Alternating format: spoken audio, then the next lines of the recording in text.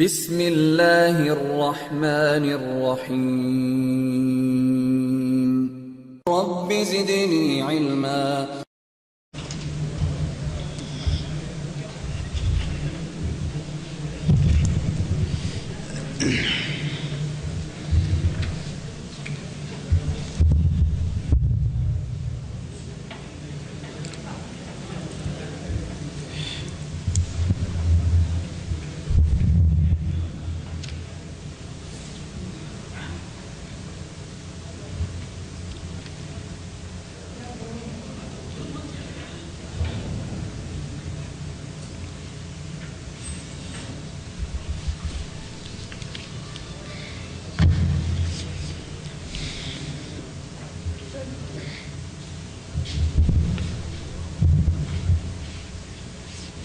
بسم اللہ الرحمن الرحیم الحمد للہ رب العالمین الرحمن الرحیم مالک یوم الدین ونشهد ان لا الہ الا اللہ ونشهد ان سیدنا ومولانا محمدا عبده ورسوله ارسلہ الى الناس کافۃ بشیرا ونذیرا اما بعد فإن خیر الحدیث کتاب اللہ وخير الهدي هدي محمد صلى الله عليه وسلم وشر الأمور محدثاتها وكل محدثة بدعة وكل بدعة ضلالة وكل ضلالة في النار. أعوذ بالله السميع العليم من الشيطان الرجيم. بسم الله الرحمن الرحيم. إن الذين جاءوا بالإفك عصبة منكم لا تحسبوه شرا لكم بل هو خير لكم لكل امرئ منهم ما اكتسب من الإثم والذي تولى كبره منهم له عذاب عظيم. لولا إن سمعتموه ظن المؤمنون والمؤمنات بأنفسهم خيرا وقالوا هذا إفك مبين لولا جاءوا عليه بأربعة شهداء فإذ لم يأتوا بالشهداء فأولئك عند الله هم الكاذبون. ولولا فضل الله عليكم ورحمته في الدنيا والآخرة لمسكم فيما أفضتم فيه عذاب عظيم إذ تلقونه بألسنتكم وتقولون بأفواهكم ما ليس لكم به علم وتحسبونه هينا وهو عند الله عظيم. يعظكم الله أن تعودوا لمثله أبدا إن كنتم مؤمنين. سبحانك لا علم لنا إلا ما علمتنا إنك أنت العليم الحكيم. رب اشرح لي صدري ويسر لي أمري واحلل عقدة من لساني يفقه قولي. عزیز ساتھیوں، قابل احترام دینی بھائیوں، السلام علیکم ورحمۃ اللہ وبرکاتہ. سیرت نبی حضرت محمد مصطفیٰ صلی اللہ علیہ وسلم کا جو سلسلہ چل رہا ہے، اس سلسلے میں پچھلے درس میں، خاص طور پچھلے درس کے آخر میں غزوہ مریسیع یا غزوہ بنی مصطلق کا ذکر آپ لوگوں کے سامنے ہوا تھا، اور وہیں یہ بات رکھی گئی تھی کہ اس غزوے میں غزوے کی حد تک تو کوئی نادر واقعہ نہیں پیش آیا کہ جس کی وجہ سے یہ غزوہ کوئی قابل ذکر غزوات میں ہو. البتہ واپسی میں اور واپس ہونے کے بعد تین واقعات ایسے پیش آئے تھے جس کی وجہ سے اس غزوے کو سیرت نبوی یا تاریخ اسلام میں بڑی اہمیت حاصل ہے. پہلی چیز حضرت جویریہ رضی اللہ تعالی عنہ سے نبی کریم صلی اللہ علیہ وسلم کی شادی کا معاملہ تھا، جو پچھلی مجلس میں بیان ہوا. دوسرا معاملہ منافقین کی بدماشی کا تھا، اس لیے کہ غزوہ احد کے بعد انہوں نے سر اٹھانا شروع کیا، لیکن نبی کریم صلی اللہ علیہ وسلم نے خصوصاً جب بنو نضیر کو، جو منافقین کے ساتھی تھے اور بڑا ساتھ دیا کرتے تھے، نبی کریم صلی اللہ علیہ وسلم نے انہیں مدینہ منورہ سے رسوا کر کے ذلیل کر کے شہر بدر کر دیا اور کہا کہ اب ہمارا اور تمہارا ایک شہر میں رہنا ناممکن ہے۔ تو اس کے بعد سے منافقین دبے۔ کیوں؟ اس لیے کہ انہوں نے بنی نضیر کو کہلا بھیجا تھا کہ تم ہتھیار نہ ڈالنا، تم ہتھیار کے ذریعے چاہو، افراد کے ذریعے چاہو، ہم تمہاری مدد کے لیے تیار ہیں۔ اگر تمہارے اوپر حملہ ہوتا ہے تمہارے ساتھ مل کر کے ہم قتال کریں گے، لڑائی کریں گے۔ اگر تمہیں نکالا جاتا ہے تم اکیلے نہیں، ہم بھی تمہارے ساتھ نکلنے کے لیے تیار ہیں۔ لیکن جب معاملہ عمل کا آیا، بات سے وعدے سے ہٹ کر کے، تو وہ پیچھے ہٹ گئے۔ لیکن چونکہ اصل میں وہ اسلام اور مسلمانوں کے دشمن تھے، لہذا وہ کسی موقع کے تلاش میں تھے۔ تو دوسرا واقعہ جو ان کی بدمعاشی کا تھا وہ بھی آپ کے سامنے بیان ہوا، اور اللہ کے رسول صلی اللہ علیہ وسلم نے انہیں کس طریقے سے اس سے نپٹا۔ تیسرا واقعہ جو نہایت ہی ظاہر کے لحاظ سے غمناک ہے، شرمناک ہے، افسوسناک ہے، البتہ باطن میں اس کے اندر بہت خیر اللہ تعالیٰ نے رکھی ہے، اس لیے کہ اللہ تعالیٰ کا کوئی کام حکمت اور خیر سے خالی نہیں ہوتا ہے۔ واللہ یعلم وانتم لا تعلمون، اللہ جانتا ہے اور تم جانتے نہیں۔ اور اسی واقعے سے متعلق اللہ تعالیٰ فرمایا لا تحسبوه شرا لکم بل هو خیر لکم، اس واقعے کو تم اپنے لیے شر اور برائی نہ سمجھو، یہ تمہارے لیے خیر ہی خیر ہے۔ ساتھیو وقت نہیں، ورنہ یہ واقعہ ایسا ہے کہ کم سے کم اس کے لیے 3 مجلسیں اور گھنٹے، 1.5 گھنٹے، 2 گھنٹے کی رکھی جائیں صرف اس واقعے سے متعلق، لیکن ظاہر بات وقت اس کا ساتھ نہیں دے رہا ہے۔ ایک تو یہ کہ اس سے متعلق جو 16 آیتیں نازل ہوئی ہیں ان کا ترجمہ اور ہلکی سی تفسیر، اس سے ہمیں کیا سبق لینا چاہیے، اس لیے کہ اس میں بہت سے اخلاقی، دینی اور عقائدی دروس موجود ہیں۔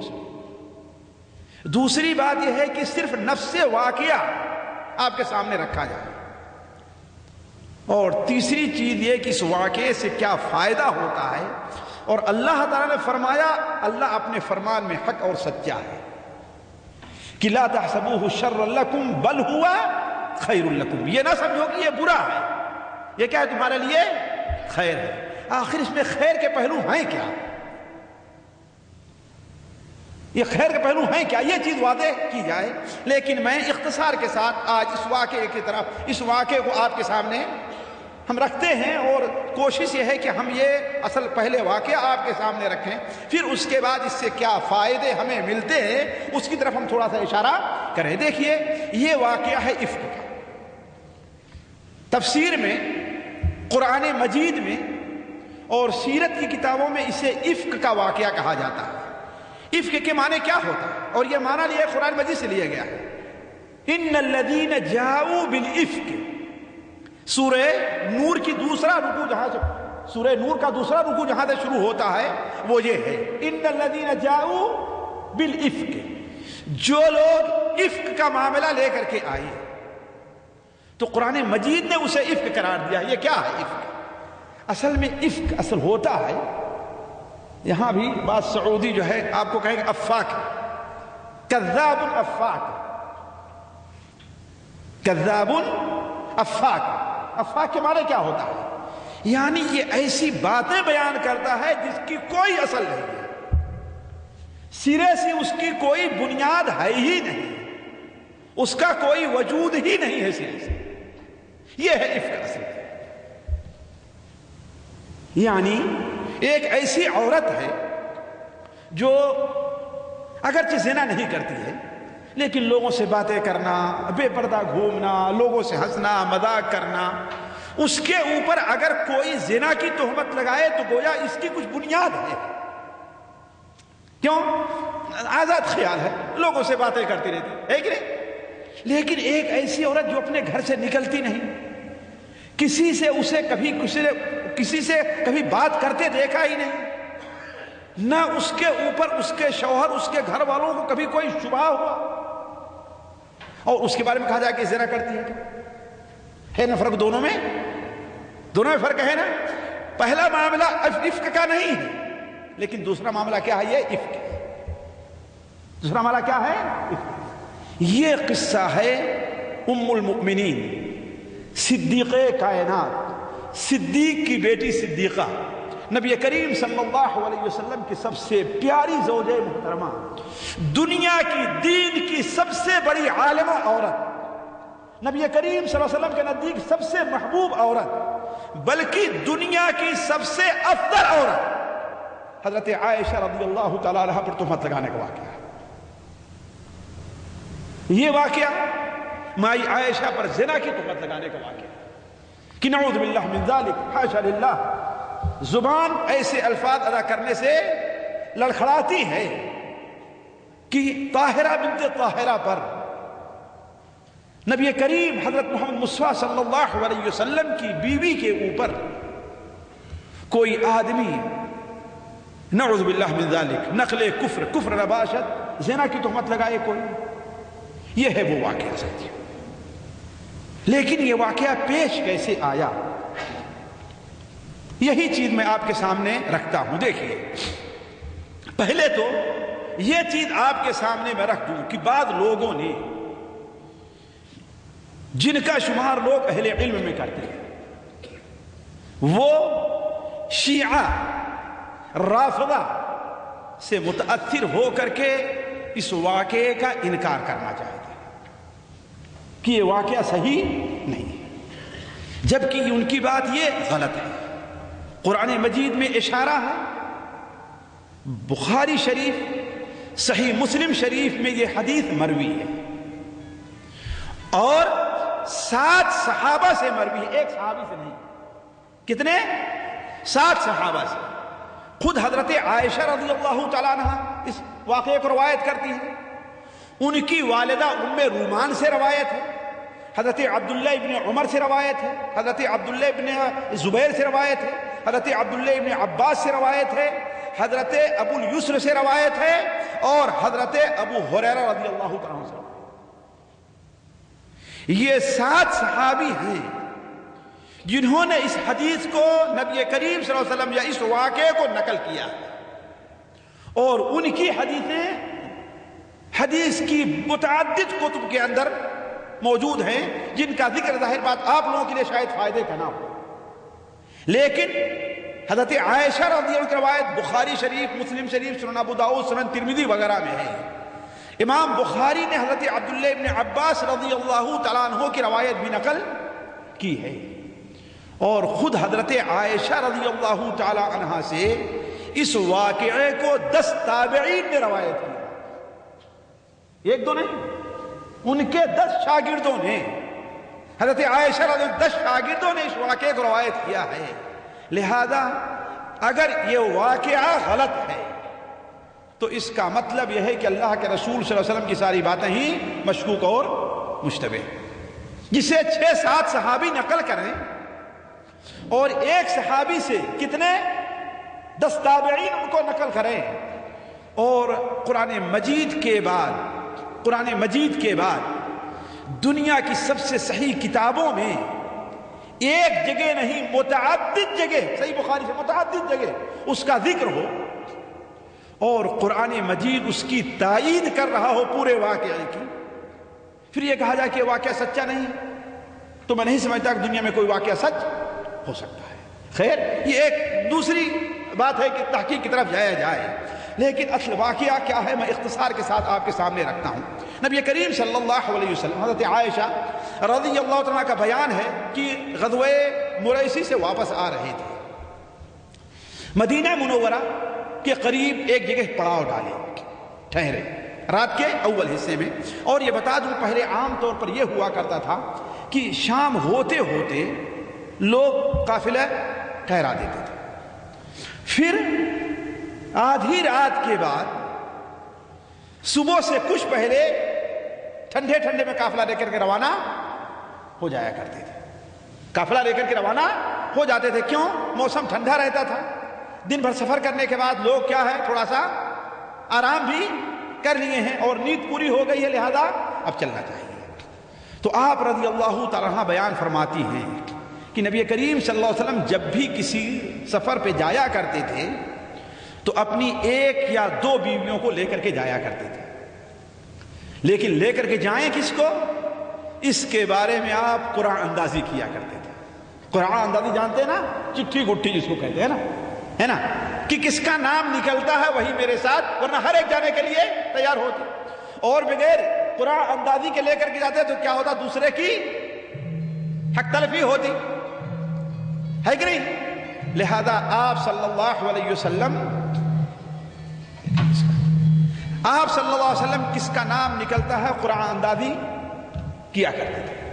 اس جنگ میں نبی کریم صلی اللہ علیہ وسلم کے ساتھ جانے کے لیے قرآن کس کے نام نکلا، ادھر پڑھ دیں، قرآن کس کے نام نکلا، حضرت عائشہ رضی اللہ تعالی عنہا کے نام نکلا. تو اس جنگ میں آپ ان کے ساتھ شریک تھی. اور یہ واقعہ ہے اس وقت کا کہ پردے کا حکم نازل ہو چکا تھا. پردے کا حکم نازل ہو چکا تھا، یعنی مسلمان عورتیں پردہ کریں. یہیں سے ان لوگوں کی تردید ہے جو کہتے ہیں کہ اسلام میں چہرے کا پردہ نہیں ہے.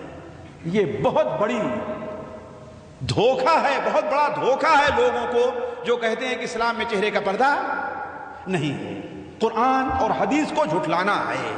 تو پردے کا حکم نازل ہونے کا بعد کا واقعہ ہے. تو آپ صلی اللہ علیہ وسلم غزوہ مریسی سے واپس آ رہے تھے.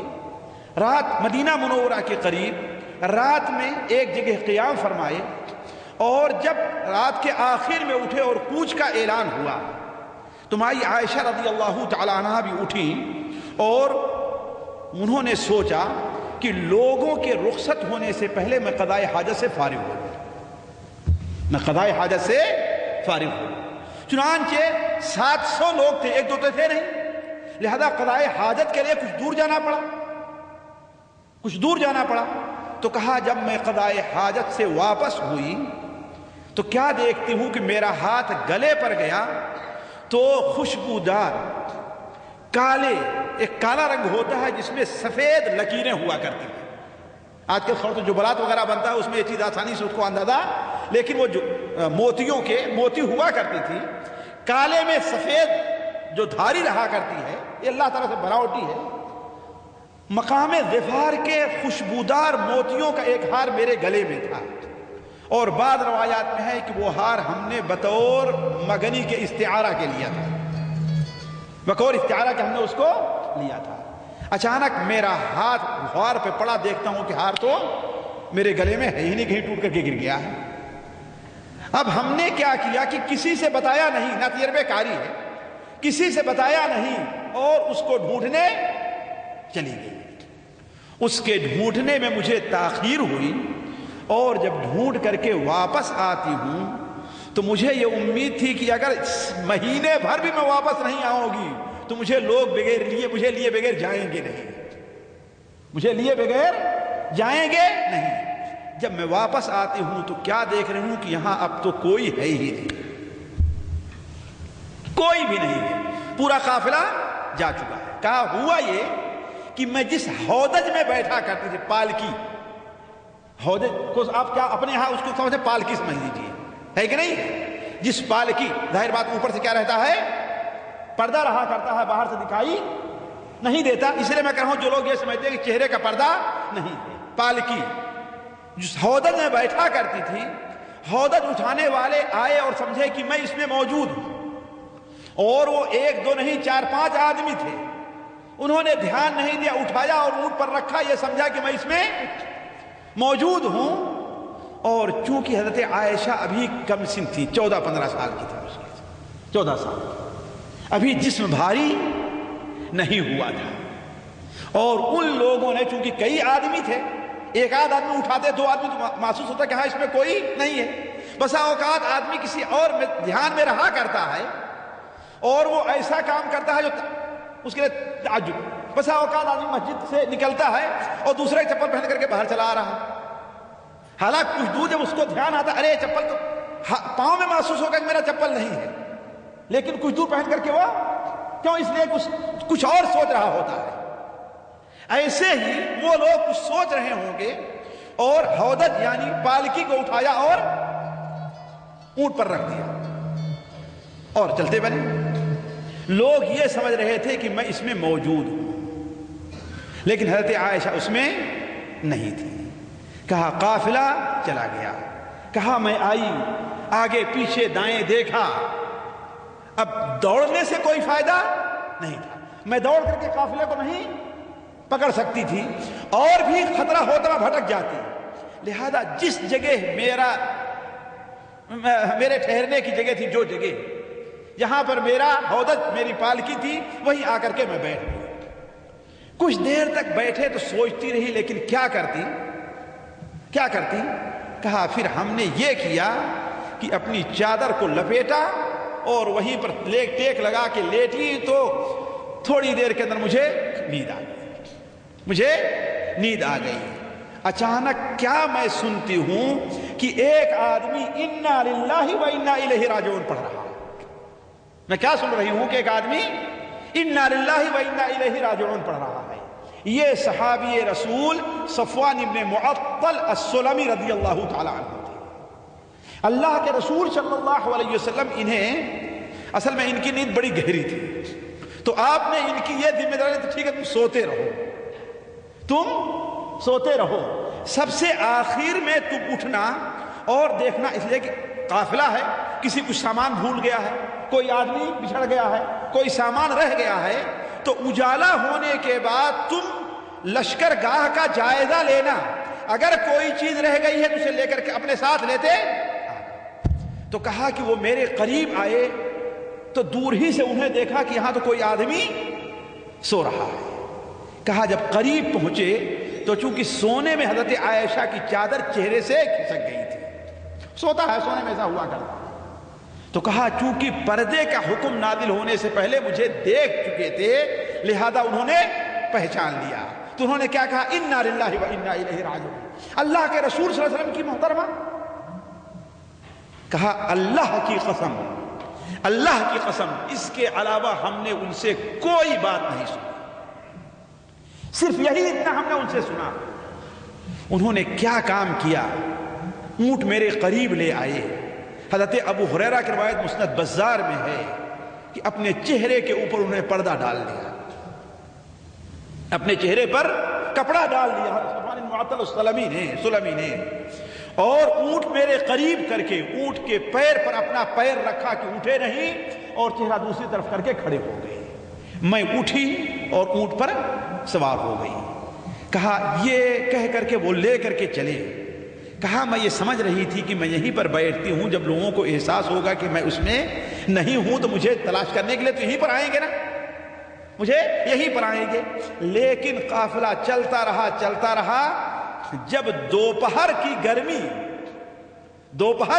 نے ان کو ستایا تو ایک جگہ پر ٹھہرے۔ وہ لوگ ٹھہر رہے ہیں، کجاوا اتارا جا رہا ہے، اب محسوس ہو رہا ہے کہ اس میں تو کوئی ہے ہی نہیں۔ اتنی دیر میں صفوان ابن معطل السلمی رضی اللہ عنہ مجھے لے کر کے پہنچ گئے۔ کہا کہ یہ صورتحال دیکھنی تھی کہ منافقین اور خصوصی طور پر عبداللہ ابن ابی ابن سلول، اس نے اس موقع کو غنیمت سمجھا اور میرے خلاف چیمی گوئیاں کرنا شروع کر دی۔ چیمی گوئیاں، ادھر ادھر کی باتیں، میرے اوپر تہمت لگانے کا قصہ لوگوں میں پھیلانا شروع کر دیا۔ لیکن تھا بڑا ہوشیار آدمی، بڑا چالاک تھا، اس لیے کہ بدماشی چالاکی آدمی کرتا، بیوقوف بدماشی نہیں کرتا۔ چالاک اور ہوشیار آدمی ہی بدماشی اور شرارت کرتا ہے، بیوقوف آدمی چور نہیں بنتا ہے کہ نہیں؟ چالاک اور تیز آدمی ہی چور بنتا ہے، کس طریقے سے چوری کرے گا۔ تھا بڑا ہوشیار آدمی، اپنی زبان سے بظاہر کوئی الفاظ نہیں نکالتا تھا۔ ایک مجلس میں لوگ بیٹھتے تھے، ان کے سامنے ذکر کرتا تھا، ہاں بھائی کیا معاملہ ہوا، ہاں تم نے کیا، تمہارا کیا خیال ہے، تم کیا سمجھتے ہیں تو کچھ بات بولو، ورنہ پیچھے رہ جانے کا معاملہ کیا ہے۔ سارے لوگ چلے آئے اور وہ پیچھے ہیں، اس کا مطلب ہے کہ دونوں میں کوئی معاملہ۔ کہا حضرت عائشہ بیان فرماتی ہیں کہ میں مدینہ منورہ آ گئی، مجھے اس کے بارے میں کوئی علم نہیں کہ لوگ میرے بارے میں کیا کہہ رہے ہیں۔ ساتھیو یہ قصہ بڑا لمبا ہے، بلکہ میں جس کتاب سے فوٹو کر کے بخاری شریف کی سب سے لمبی حدیثوں میں ہے، سب سے لمبی حدیثوں میں ہے، تمام جزیات کو آپ کے سامنے رکھتا اختصار کے ساتھ، کہا کہ آتے ہی میں بیمار پڑ گئی اور 1 مہینے تک بیمار رہی۔ اللہ کے رسول صلی اللہ علیہ وسلم تک خبر پہنچ رہی ہیں لیکن آپ کچھ بول نہیں رہے۔ وہ مجلسیں جمع کرتا اور اس قسم کی باتیں کرتا، یہاں تک کہ کچھ سیدھے سادھے مسلمان بھی اس کے کہنے میں آ گئے، جن میں مشہور 3 ہیں۔ حضرت حسان ابن ثابت جو اللہ کے رسول صلی اللہ علیہ وسلم کے شاعر ہیں، حضرت مصطح ابن اثاثہ جو حضرت ابو بکر رضی اللہ تعالیٰ عنہ کے خالہ زاد بہن کے بیٹے تھے، اور حضرت حمنہ بنت جحش جو نبی کریم صلی اللہ علیہ وسلم کی بیوی حضرت زینب بنت جحش کی بہن ہے، یعنی آپ کی سالی۔ ان تینوں نے اپنی نادانی کی بنیاد پر اس میں کچھ زیادہ ہی حصہ لیا۔ کہا لیکن مجھے اس کا کوئی علم نہیں، البتہ ایک چیز مجھے محسوس ہوتی تھی کہ میں کبھی پہلے بیمار ہوتی تھی تو اللہ کے رسول صلی اللہ علیہ وسلم کا معاملہ میرے ساتھ بڑا شفقت کا رہا کرتا تھا، بڑی شفقت سے پیش آیا کرتے تھے، لیکن اس بار آپ صلی اللہ علیہ وسلم کی وہ شفقت میں نہیں دیکھتی تھی۔ البتہ مجھے کچھ معلوم نہیں تھا، نہ مجھ سے کوئی کچھ بتاتا تھا، صرف آپ دروازے پر آتے اور پوچھتے کیف تیکم، تمہارا کیا حال ہے، بس کہہ کر کے چلے جاتے۔ کہا یہاں تک کہ 1 مہینہ گزر گیا، جب 1 مہینے کے بعد مجھے تھوڑی سی خفت محسوس ہوئی، مرض میں بیماری سے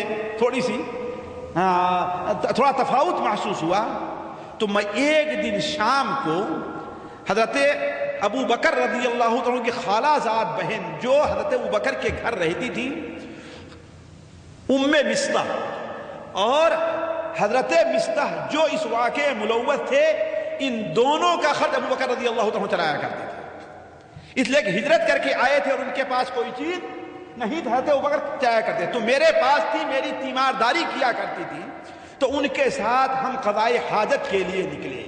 کہا ابھی تک گھروں میں ہم لوگوں نے ابھی بیت الخلا نہیں بنا، جگہ میں گھن آیا کرتی تھی۔ ہم لوگ پہلے کہاں جایا کرتے تھے؟ باہر، جیسے عام طور پر دیہات میں عورتیں، بلکہ چھوٹے شہروں میں عام طور پر عورتیں کیا ہے، خاتون رات۔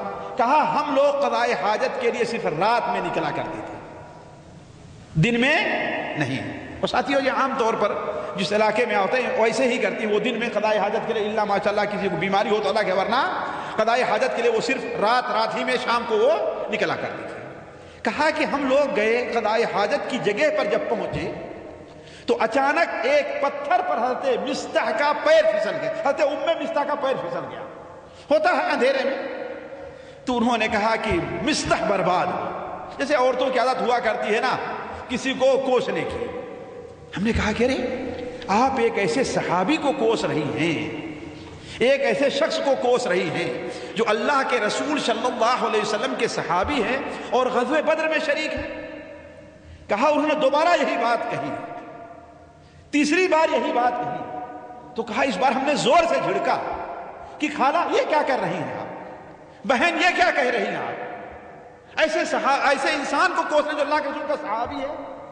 کہا بیٹی تو بڑی بھولی بھالی ہے، بڑی سیدھی سادھی تو ہے، تجھے نہیں معلوم کہ اسے کوس میں تیرے ہی لیے رہی ہوں، اسے تو میں جو کوس رہی ہوں وہ کس کے لیے؟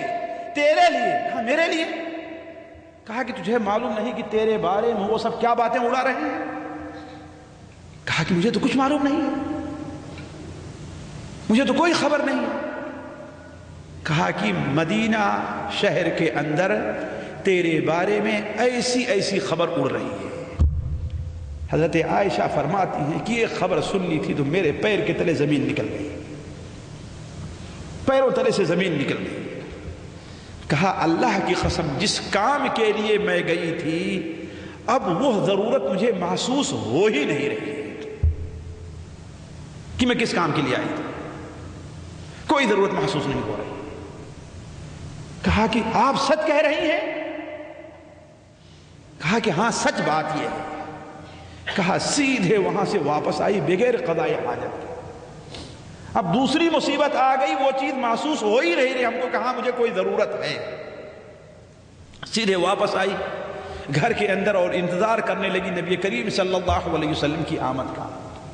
آپ صلی اللہ علیہ وسلم تشریف لے آئے تو ہم نے کہا کہ کیا مجھے اجازت ہے کہ میں اپنی ماں کے ہاں چلی جاؤں؟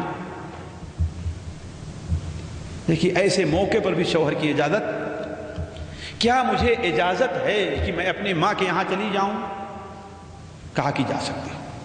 اللہ کے رسول صلی اللہ علیہ وسلم نے اپنا غلام ان کے ساتھ کیا، کہا کہ جاؤ انہیں ان کی ماں کے یہاں پہنچا دو۔ کہا میں ماں کے پاس گئی، ماں سے ہم نے کہا کہ امی جان اللہ آپ لوگوں کو معاف کرے، میں آپ کی بیٹی نہیں ہوں، آپ کو میرے بارے میں ذرا سے بھی غیرت نہیں آئی، آپ نے میرے رشتے کا ذرا بھی لحاظ نہیں کیا، آج 1 مہینے سے یہ باتیں میرے لیے میرے بارے میں اڑ رہی ہیں اور آپ نے مجھ سے کوئی بات بتایا ہی نہیں، یہ کیسے؟ اللہ آپ لوگوں کو معاف کرے۔ ماں نے کہا کہ بیٹی تو کیوں پریشان ہو رہی ہے؟ جب بھی کوئی ایسی عورت ہوتی ہے جو خوبصورت ہو، حضرت عائشہ رضی اللہ عنہ کو اللہ تعالیٰ نے بڑی خوبصورتی دی تھی، اسی لیے نبی کریم صلی اللہ علیہ وسلم انہیں حمیرہ کہا کرتے تھے۔ کیا کہتے تھے؟ حمیرہ۔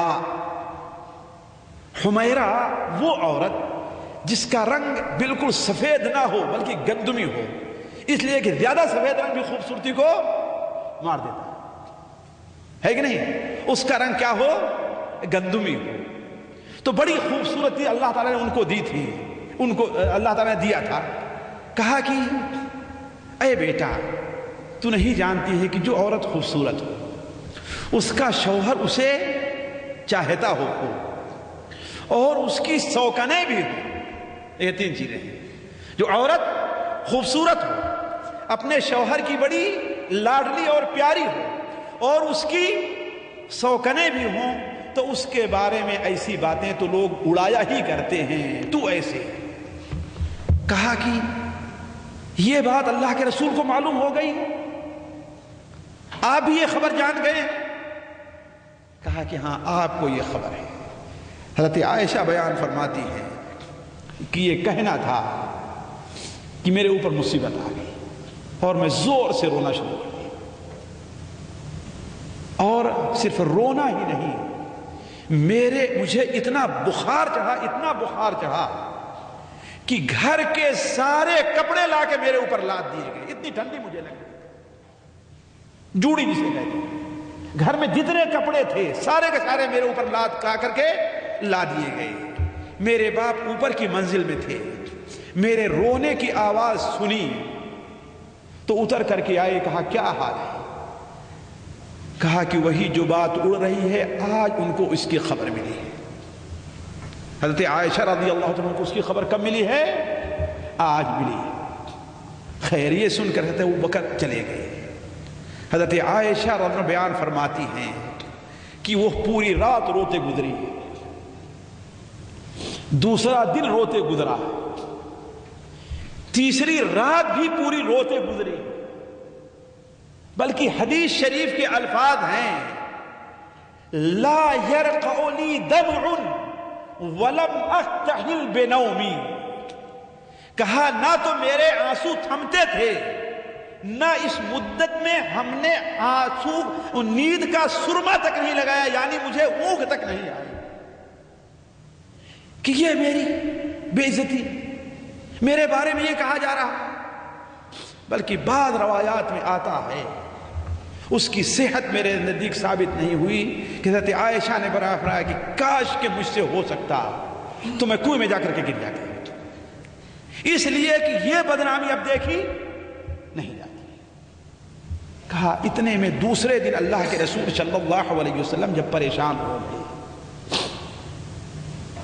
آپ کی پریشانی جب زیادہ بڑھی تو آپ نے صحابہ کرام سے مشورہ کرنا چاہا کہ کیا میں ان کو اپنے ساتھ رکھوں یا ان سے کنارہ کشی اختیار کر لوں.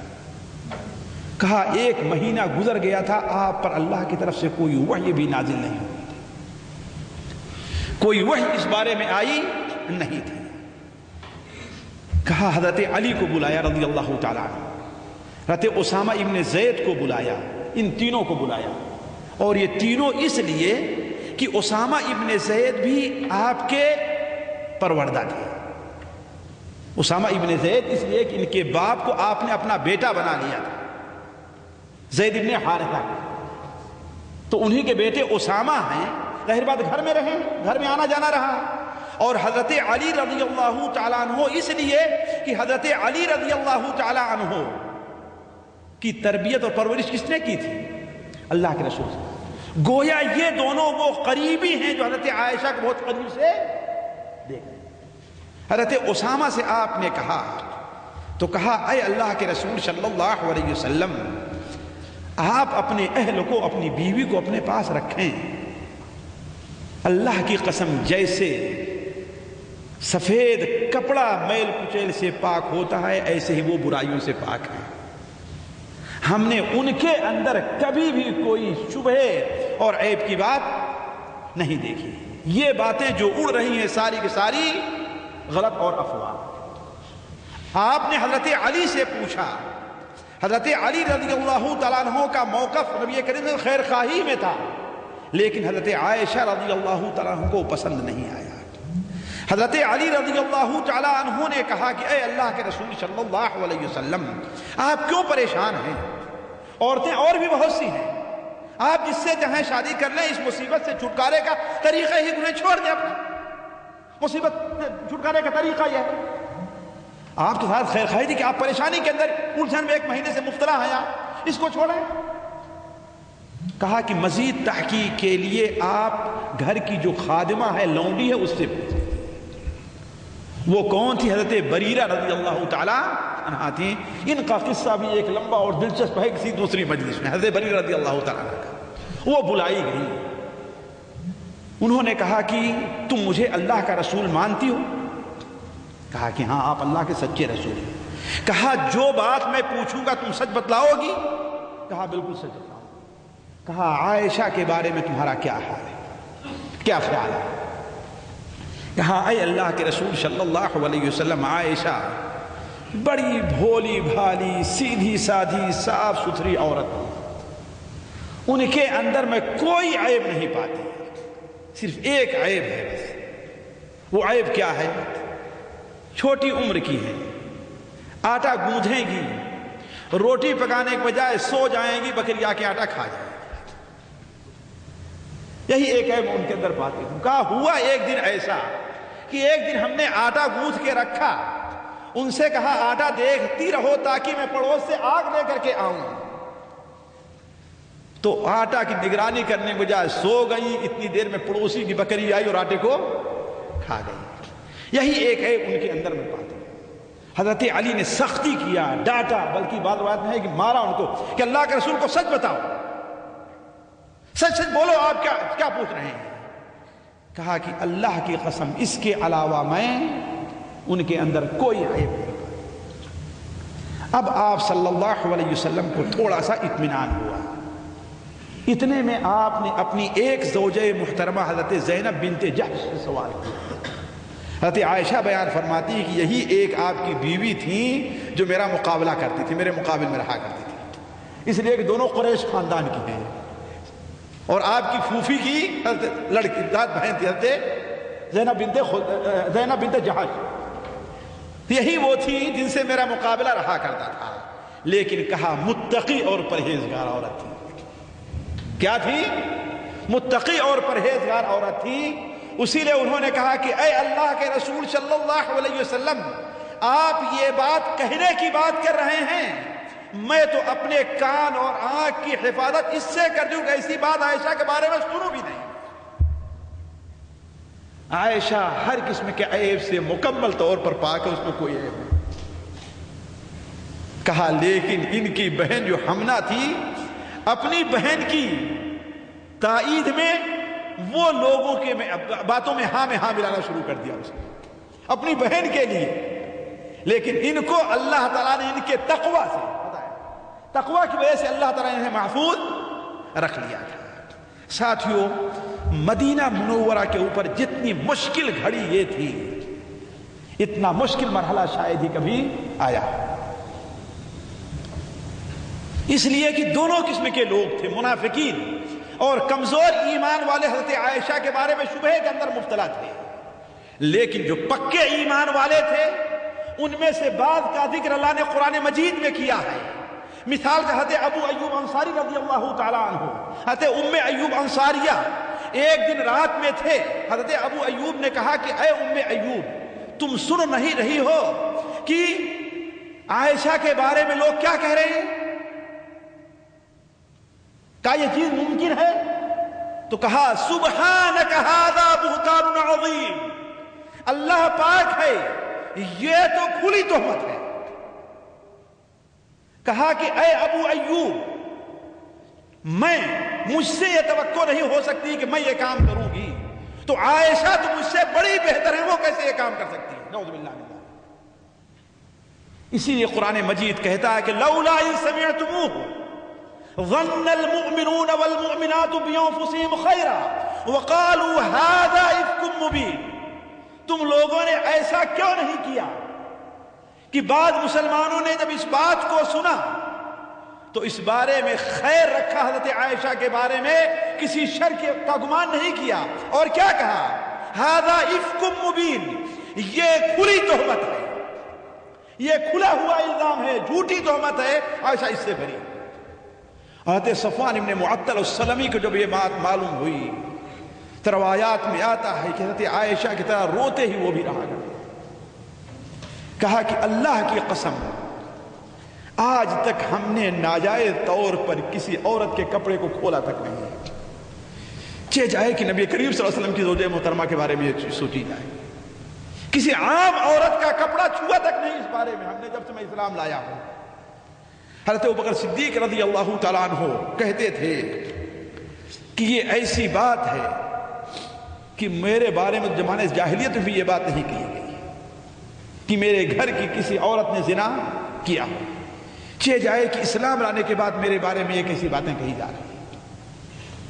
اب اللہ کے رسول صلی اللہ علیہ وسلم کو کچھ قرائن سے جب اطمینان ہوا تو آپ مسجد گئے۔ یہ اس دن کا واقعہ ہے جب حضرت عائشہ رضی اللہ عنہ کو یہ خبر ملے 2 یا 3 دن گزر گئے تھے، یعنی ایک رات، ایک دن اور دوسری رات، گویا کہ دوسرا دن جو آیا ہے وہ حضرت عائشہ رضی اللہ عنہ کو خبر ہونے کا اس دن کی بات ہے۔ اور بعد علماء شرح نے کہا کہ نہیں، یہ دوسرے دن کی بات ہے۔ آپ صلی اللہ علیہ وسلم مسجد تشریف لے گئے، منبر پر کھڑے ہوئے، اللہ کی حمد و ثنا بیان کی، اور ایک لمبا سا آپ نے خطبہ دیا اور کہا کہ اے لوگوں کو کیا ہو گیا ہے کہ میرے اہل کے اوپر الزام لگاتے ہیں؟ ہم نے اپنے اہل کے بارے میں، اپنی بیوی کے بارے میں اس قسم کی کبھی کوئی بات محسوس نہیں کی، مجھے کوئی ایسی اطلاع نہیں ملی جس سے شبہ بھی ہو، اور جس شخص کے بارے میں یہ الزام لگانے کی بات کر رہے ہیں وہ شخص تو میرے گھر میں میری موجودگی کے بغیر میرے ساتھ ہوئے آتا ہی نہیں بغیر۔ کیا کوئی شخص ہے جو میرا بدلہ ایسے لوگوں سے لے، ایسے لوگوں سے نپٹے جو میری عزت کے اوپر حملہ کر رہے ہیں، میری عزت کو داغدار کر رہے ہیں؟ اللہ کے رسول کی رسالت کی انہیں پرواہ نہیں ہے، اس لیے کہ یہ چیز کوئی عام آدمی کے اوپر الزام لگانا نہیں ہے، پوری شریعت کے اوپر، پورے دین کے اوپر دھبا ہے، بلکہ شریعت کی کتنی باتیں ہیں جو مشکوک ہو کے رہ جائیں گی۔ اگر حضرت عائشہ اس بارے میں غلط ٹھہری، نعوذ باللہ من ذالک، ان کے اوپر دھبا لگ گیا تو ان کی بتائی ہوئی تمام باتیں مشکوک ہو جائیں گی۔ یہ کوئی معمولی چیز نہیں۔ کہا یہ کہنا تھا کہ حضرت سعد بن معاذ رضی اللہ تعالیٰ عنہ جو قبیلے اوس کے سردار تھے، کہا اے اللہ کے رسول صلی اللہ علیہ وسلم، میں اس شخص سے بدلہ لینے کے لیے آپ کی طرف سے تیار ہوں، آپ بتلائیے، میں اپنے قبیلے کا سردار ہوں، اگر قبیلے اوس کا وہ شخص ہے تو میں اس کی گردن مار دوں گا، اور اگر ہمارے بھائی بنو خزرج سے تعلق رکھتا ہے تو بتائیے وہ کون شخص ہے، اس کے بھی گردن مارنے کے لیے ہم تیار ہیں۔ کہا یہ کہنا تھا کہ اوس کے سردار سعد بن عبادہ، حضرت عائشہ فرماتی ہیں بڑے نیک آدمی تھے، لیکن اپنے قبیلے کا تعصب، قبیلے کی عصبیت ان کے دل میں جاگ اٹھی۔ کہا کہ تم اپنے خاندان کسی کو قتل کر سکتے ہو، میرے خاندان کے اوپر تم کون ہوتے ہو ہاتھ اٹھانے والے؟ کیوں؟ اس لیے کہ حضرت حسان رضی اللہ تعالی عنہ ان کی بھتیجی کے شوہر تھے، انہوں نے سمجھا کہ یہ بات کس کے بارے میں؟ حضرت حسان اور عبداللہ ابن ابی کے بارے میں کہی جا رہی ہے۔ کہا اگر وہ تمہارے خاندان کا ہوتا تو تم اس کو قتل کرنے کے لیے تیار نہ ہوتے۔ انہوں نے کہا نہیں، تم جھوٹ کہہ رہے ہو، چاہے میرے خاندان کا ہے یا تمہارے خاندان کا ہے، اللہ کے رسول صلی اللہ علیہ وسلم کے لیے اس کی گردن مارنے کے لیے میں تیار ہوں۔ یہاں تک کہ دونوں میں باتیں ہونے لگی۔ حضرت اسید بن حضیر کھڑے ہوئے جو قبیلے اوس کے تھے، کہا کہ تو منافق ہے اور منافقوں کی طرفداری کر رہا ہے، وہ کون ہے اسے ہم قتل کرنے کے لیے تیار ہیں۔ کہا قریب تھا کہ دونوں، اللہ کے رسول ابھی منبر پر ہیں اور دونوں قبیلے کے لوگ آپس میں ایک دوسرے سے گتھم گتھا ہونے والے، آپ انہیں خاموش کرتے رہے، درمیان میں آئے اور دونوں کو الگ کر کے چھوڑا۔ آپ صلی اللہ علیہ وسلم وہاں سے اٹھے اور سیدھے حضرت عائشہ رضی اللہ تعالی عنہا کے پاس آتے ہیں۔ حضرت عائشہ فرماتی ہیں کسی درمیان ایک انصاری عورت بھی میرے پاس آ گئی اور مجھے دیکھ کر کے رونا شروع کر دیا۔ اس نے کہا کہ یہ 2 راتیں ایک دن مکمل، یہ دوسرا دن تھا، میرے آنسو ایک لمحے کے لیے بھی تھمے نہیں تھے۔ کہا کہ اتنے میں اللہ کے رسول صلی اللہ علیہ وسلم آئی اور میرے چارپائی پر بیٹھ گئے۔ کہا اس مدت میں یہ پہلی بار آپ صلی اللہ علیہ وسلم میرے قریب آئے تھے۔ بعض علماء نے لکھا ہے کہ یہ 50 دن کی مدت تھی، بعض علماء نے 45 سے 43 لکھا، جتنا دن بھی ہو یہ مدت لکھی ہے۔ کہا پہلی بار میرے پاس آپ بیٹھے تھے اور کہا کہ اے عائشہ، اگر تم سے غلطی ہوئی ہے تو اللہ تعالیٰ سے توبہ کرو، اس لیے کہ اللہ تعالیٰ توبہ قبول کرنے والا ہے۔ تم بھی آدم کی بیٹی ہو اور ہر انسان سے غلطی ہوتی ہے، اگر تم سے غلطی ہوئی ہے تو تم اللہ تعالیٰ سے توبہ کرو، اور اگر تم سے غلطی نہیں ہوئی ہے تو اللہ تبارک و تعالیٰ تمہیں بری کر دے گا۔ کہا کہ ہم نے اپنے باپ سے کہا کہ اللہ کے رسول صلی اللہ علیہ وسلم کی باتوں کا جواب دیجیے۔ حضرت ابوبکر نے کہا کہ میں جس بات کی حقیقت تک نہیں پہنچا اس بارے میں کچھ کیسے بول سکتا ہوں، بلکہ بعض روایات میں ہے کہ ایو سماء تظلنی و ایو ارض تقلنی، کس آسمان کے نیچے میں رہوں گا، کس زمین پر میں رہوں گا، اگر میں کوئی ایسی بات کہتا ہوں جس کا مجھے علم نہیں۔ حضرت عائشہ رضی اللہ تعالی عنہ نے فرمایا اپنی ماں سے کہ آپ میری طرف سے اللہ کے رسول کی بات کا جواب دیجئے۔ تو کہا بیٹی، اللہ کے رسول کی بات کا جواب میں کیسے دے سکتی ہوں؟ تو حضرت عائشہ بیان فرماتی ہیں آپ صلی اللہ علیہ وسلم کا یہ کہنا تھا تو ایسا محسوس ہو رہا تھا کہ میرے جسم کے اندر، میری آنکھوں میں اب ایک قطرہ آنسو نہیں رہ گیا۔ اس موقف کی سختی اور اس غم نے تو میرے آنسو کے تمام آنسو، میرے آنکھوں کے تمام آنسو کو سکھا دیا۔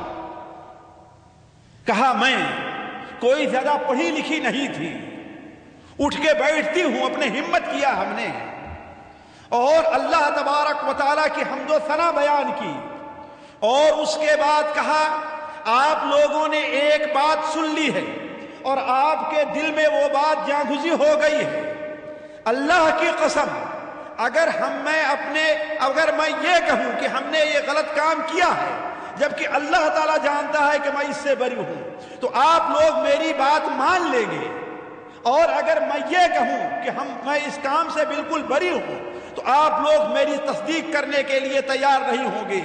ہمارا معاملہ اور آپ کا معاملہ اللہ پر ہے، میں تو صرف وہی کہوں گی جو یوسف علیہ السلام کے والد نے کہا تھا، فَصَبْرٌ جَمِيلٌ وَاللَّهُ الْمُسْتَعَانُ عَلَى مَا تَصِفُونَ۔ میں صبر سے کام لوں گی، اچھے صبر سے کام لوں گی، اور اللہ تبارک و تعالیٰ سے آپ لوگوں کی باتوں پر مدد طلب کروں گی، آپ لوگ کیا کہہ رہے ہیں۔ کہا یہ کیا، کہا ہم نے، اور اپنا سر دوسری طرف، منہ دوسری طرف کر کے میں لے، اور کہا کہ مجھے یہ افسوس ہو رہا تھا کہ ایک اجنبی عورت، انصاری عورت ہے، اس کے سامنے میری یہ بدنامی ہو رہی ہے۔ کہا اللہ کی قسم، قصہ مختصر یہ ساتھیو، اللہ کی قسم ابھی گھر سے ایک آدمی بھی باہر نہیں ہوا تھا، جتنے لوگ موجود تھے سارے وہیں پر موجود رہے، کہ اللہ کے رسول صلی اللہ علیہ وسلم پر وحی کی کیفیت طاری ہو گئی، وحی کی کیفیت طاری ہو گئی۔ کہا آپ کے اوپر جب وحی کی کیفیت طاری ہوتی تھی تو سخت سردی کے موسم میں بھی آپ کی پیشانی پر پسینے آ جایا کرتے تھے۔ کہا وحی کی کیفیت طاری ہونا ہے کہ میرے باپ کی حالت تو دیگر گوں ہو گئی، گھبرانے لگے میرے باپ، اور میری والدہ بھی گھبرانے لگی، کہیں ایسا نہ ہو کوئی ایسی بات ظاہر ہو جائے جو۔ کہا لیکن میری کیفیت بالکل اطمینان کی تھی، مجھے کوئی پریشانی نہیں تھی، اس لیے کہ میں سمجھتی تھی کہ میں بری ہوں، میرے اوپر یہ الزام لگایا گیا ہے۔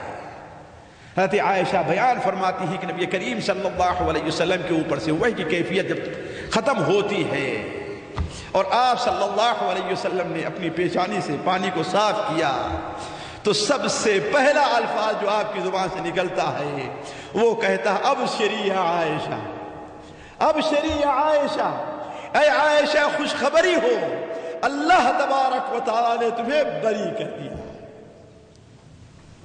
ابشری یا عائشہ فإن اللہ قد برأکی، اللہ تعالیٰ نے تمہاری براءت نازل کی ہے۔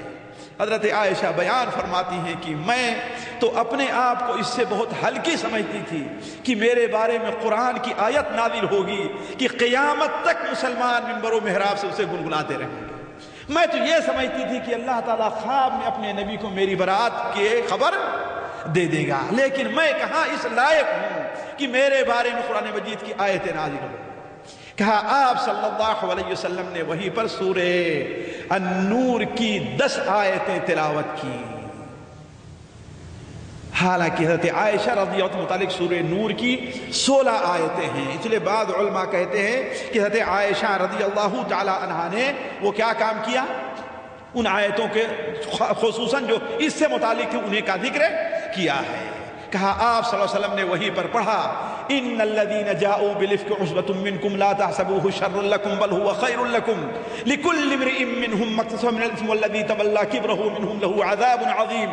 ساتھیو وقت نہیں ہے کہ میں پوری 200 آیتیں پڑھ کر کے اس کا ترجمہ آپ کے سامنے رکھوں، لیکن پہلی آیت ان الذين جاءوا بالافك عصبة منكم، وہ لوگ جو تہمت کا واقعہ لے کر کے آئے ہیں، جو تہمت کا قصہ بیان کیا ہے ان لوگوں نے، تم میں سے ایک جماعت ہے، لا تحسبوه شرا لكم، اس واقعے کو تم لوگ اپنے لیے برا نہ سمجھو، بل ہوا خیر لکم، بلکہ وہ تمہارے لیے کیا ہے، خیر ہے۔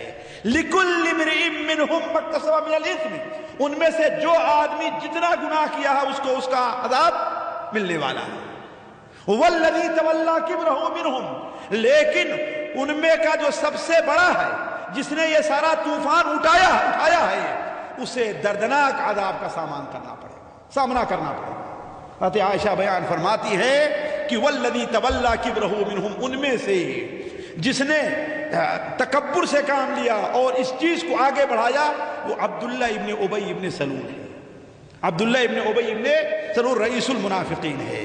کہا یہ آیت نازل ہوئی، اللہ کے رسول نے یہ بیان فرمایا، تو میری ماں کہتی ہیں، ابو کہتے ہیں بیٹی اٹھو اللہ کے رسول کا شکریہ ادا کرو کہا کہ میں آج صرف اللہ کا شکریہ ادا کروں گی، اللہ کے رسول کا شکریہ نہیں، اس لیے کہ اللہ نے مجھے بری کیا ہے۔ بلکہ بعض روایات میں آیا کہ حضرت ابوبکر نے میری پیشانی کو بوسہ لینا چاہا، کہا ہم نے کہا آج میں آپ کی بیٹی بنی ہوں، اب تک میں آپ کی بیٹی نہیں تھی، ہٹیے، میں آپ کی بیٹی نہیں ہوں، آج بنی ہوں آپ کی بیٹی۔ بلکہ بعض روایات میں آیا کہ اللہ کے رسول صلی اللہ علیہ وسلم ان کا ہاتھ پکڑا تو انہوں نے اپنا ہاتھ چھڑا لیا۔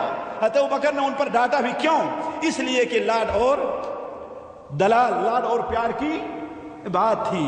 تو حضرت عائشہ رضی اللہ عنہا فرماتی ہیں کہ آج میں صرف اللہ تبارک و تعالیٰ کا شکریہ ادا کروں گی۔ یہ معاملہ جب ختم ہوا، اللہ کے رسول صلی اللہ علیہ وسلم باہر تشریف لے گئے، لوگوں کے سامنے یہ آیت تلاوت فرمائی، اور لوگوں میں سے وہ لوگ جو مبتلا تھے اس کام میں، آپ صلی اللہ علیہ وسلم نے ان میں سے ہر ایک کو خصوصی طور پر 3 کا ذکر آتا ہے، 80 کوڑے مارنے کا حکم دیا، اس لیے کہ زنا کی تہمت کا یہی سزا۔ یہ سورہ نور کے شروع ہی میں، بلکہ اگر آپ غور کریں سورہ نور شروع سے لے کر کے تقریباً 3-4 رکوع تک خالص اسی بارے میں نازل ہوئی ہے۔ اس کے بعد آپ صلی اللہ علیہ وسلم نے اپنے اہل سے اپنے تعلقات قائم کیے۔ خیر ساتھیوں، یہ قصہ ہے، اس قصے کے اندر پہلے تو یہ غور کریں کہ اللہ تبارک و تعالیٰ نے کیا فرمایا ہے کہ لا تحسبوه شر لکم بل هو خیر لکم۔ اس قصے کو تم اپنے لیے شر اور برائی نہ سمجھو بلکہ یہ خیر ہے۔ اس میں خیر کا پہلو کیا ہے یہ ایک بڑا لمبا موضوع ہے، لیکن صرف اشارہ۔ سب سے بڑا خیر کا پہلو جو میں سمجھتا ہوں یہ ہے کہ یہ واقعے نے ظاہر کر دیا کہ سچا مومن کون ہے اور جھوٹا کون ہے۔ تمہارے معاشرے میں مارے آستین کیا ہیں، تمہارے آستین کے ساتھ کون سے لوگ بنے ہوئے ہیں اور تمہارے مخلص کون ہیں، اور اس چیز کا معلوم ہو جانا یہ کوئی معمولی بات نہیں۔ دوسری بات، اس سے متعلق کتنے شرعی حکم مسلمانوں کو معلوم ہو گئے۔ اس سے پہلے جو جس پر چاہتا، جس کے بارے میں کچھ چاہتا کہہ دیتا، تہمت لگا دیتا، الزام لگا دیتا، لیکن یہاں ایک شرعی حکم آ گیا کہ جو کوئی ایسا کسی عورت، پاک باز عورت پر تہمت لگاتا ہے، یا تو دلیل پیش کرے، لولا جاؤوا علیہ باربعۃ شہداء فاذ لم یاتوا بالشہداء فاولئک عند اللہ هم الکاذبون۔ یہ لوگ جو الزام لگا رہے ہیں 4 گواہ کیوں نہیں لے کر کے آتے کہ ہاں ہم نے ایسا کرتے دیکھا ہے؟ اگر 4 گواہ نہیں لاتے ہیں تو یہی جھوٹے ہیں، اور ایسے جھوٹوں کے اوپر کوڑے برسیں گے۔ بعض علماء نے اس قصے سے ساتھیوں 100 سے زائد فائدے نقل کیے، 100 سے زائد مسئلہ مستنبط کیا ہے دین کے طرح سوچیے، 1-2 مسئلہ نہیں۔ حافظ ابن حجر رحمہ اللہ فتح الباری کے اندر حافظ رحمہ اللہ نے اس واقعے سے 100 کے قریب فائدے ذکر یہ ہیں، یہ وہ فائدے جو حدیث کی شرح کے اندر نہیں آئے ہیں۔ تو یہ معمولی سی چیز ہے، ہم ان میں سے چند فائدوں کو بڑی جلدی آپ لوگوں کے سامنے رکھتے ہیں۔ پہلا فائدہ ساتھیوں، کسی بھی اختلاف کی صورت میں اختلاف کو ختم کرنے کے لیے قرعہ اندازی کرنا گویا مشروع ہے کہ نہیں؟ خاص طور پر والدین اگر اس پر توجہ دے لیں۔ بچوں میں اختلاف ہوتا ہے، بسا اوقات لڑائی ہوتی، وہ بچہ اپنی بات پڑھا ہے، وہ بچہ اپنی بات پر اڑا ہے نا۔ اگر یہ کہہ کر کہ ہاں بھائی ایک اسلامی طریقہ، شرعی طریقہ ہے تمہارے جھگڑے کو ختم کرنے کے لیے، وہ کیا ہے؟ پھر ہم قرآن اندازی کر دیتے ہے کہ نہیں؟ تو یہ پہلا فائدہ ناظرین، وہ امام بخاری رحمہ اللہ نے اس سے یہ فائدہ لیا ہے، بلکہ ایک باب باندھا ہے، باب القرعۃ فی المشکلات، مشکلات میں قرعہ اندازی کرنا، یہ طریقہ پہلے سے چلا آ رہا ہے۔ دوسرا فائدہ دیکھیں، نبی کریم صلی اللہ علیہ وسلم کا حسن خلق۔ اللہ تعالیٰ نے آپ کے اوپر، عام مسلمان اگر 2 3 4 شادی کرتا ہے تو اس کے اوپر ضروری ہے کہ تقسیم کے اندر عدل اور انصاف سے کام لے، یعنی کھان خرچ میں، رہنے میں ہر عورت کو کیا کرے؟ برابر کا حصہ دے، لیکن اللہ تعالی نبی کریم صلی اللہ علیہ وسلم کو اس سے بری رکھا ہے۔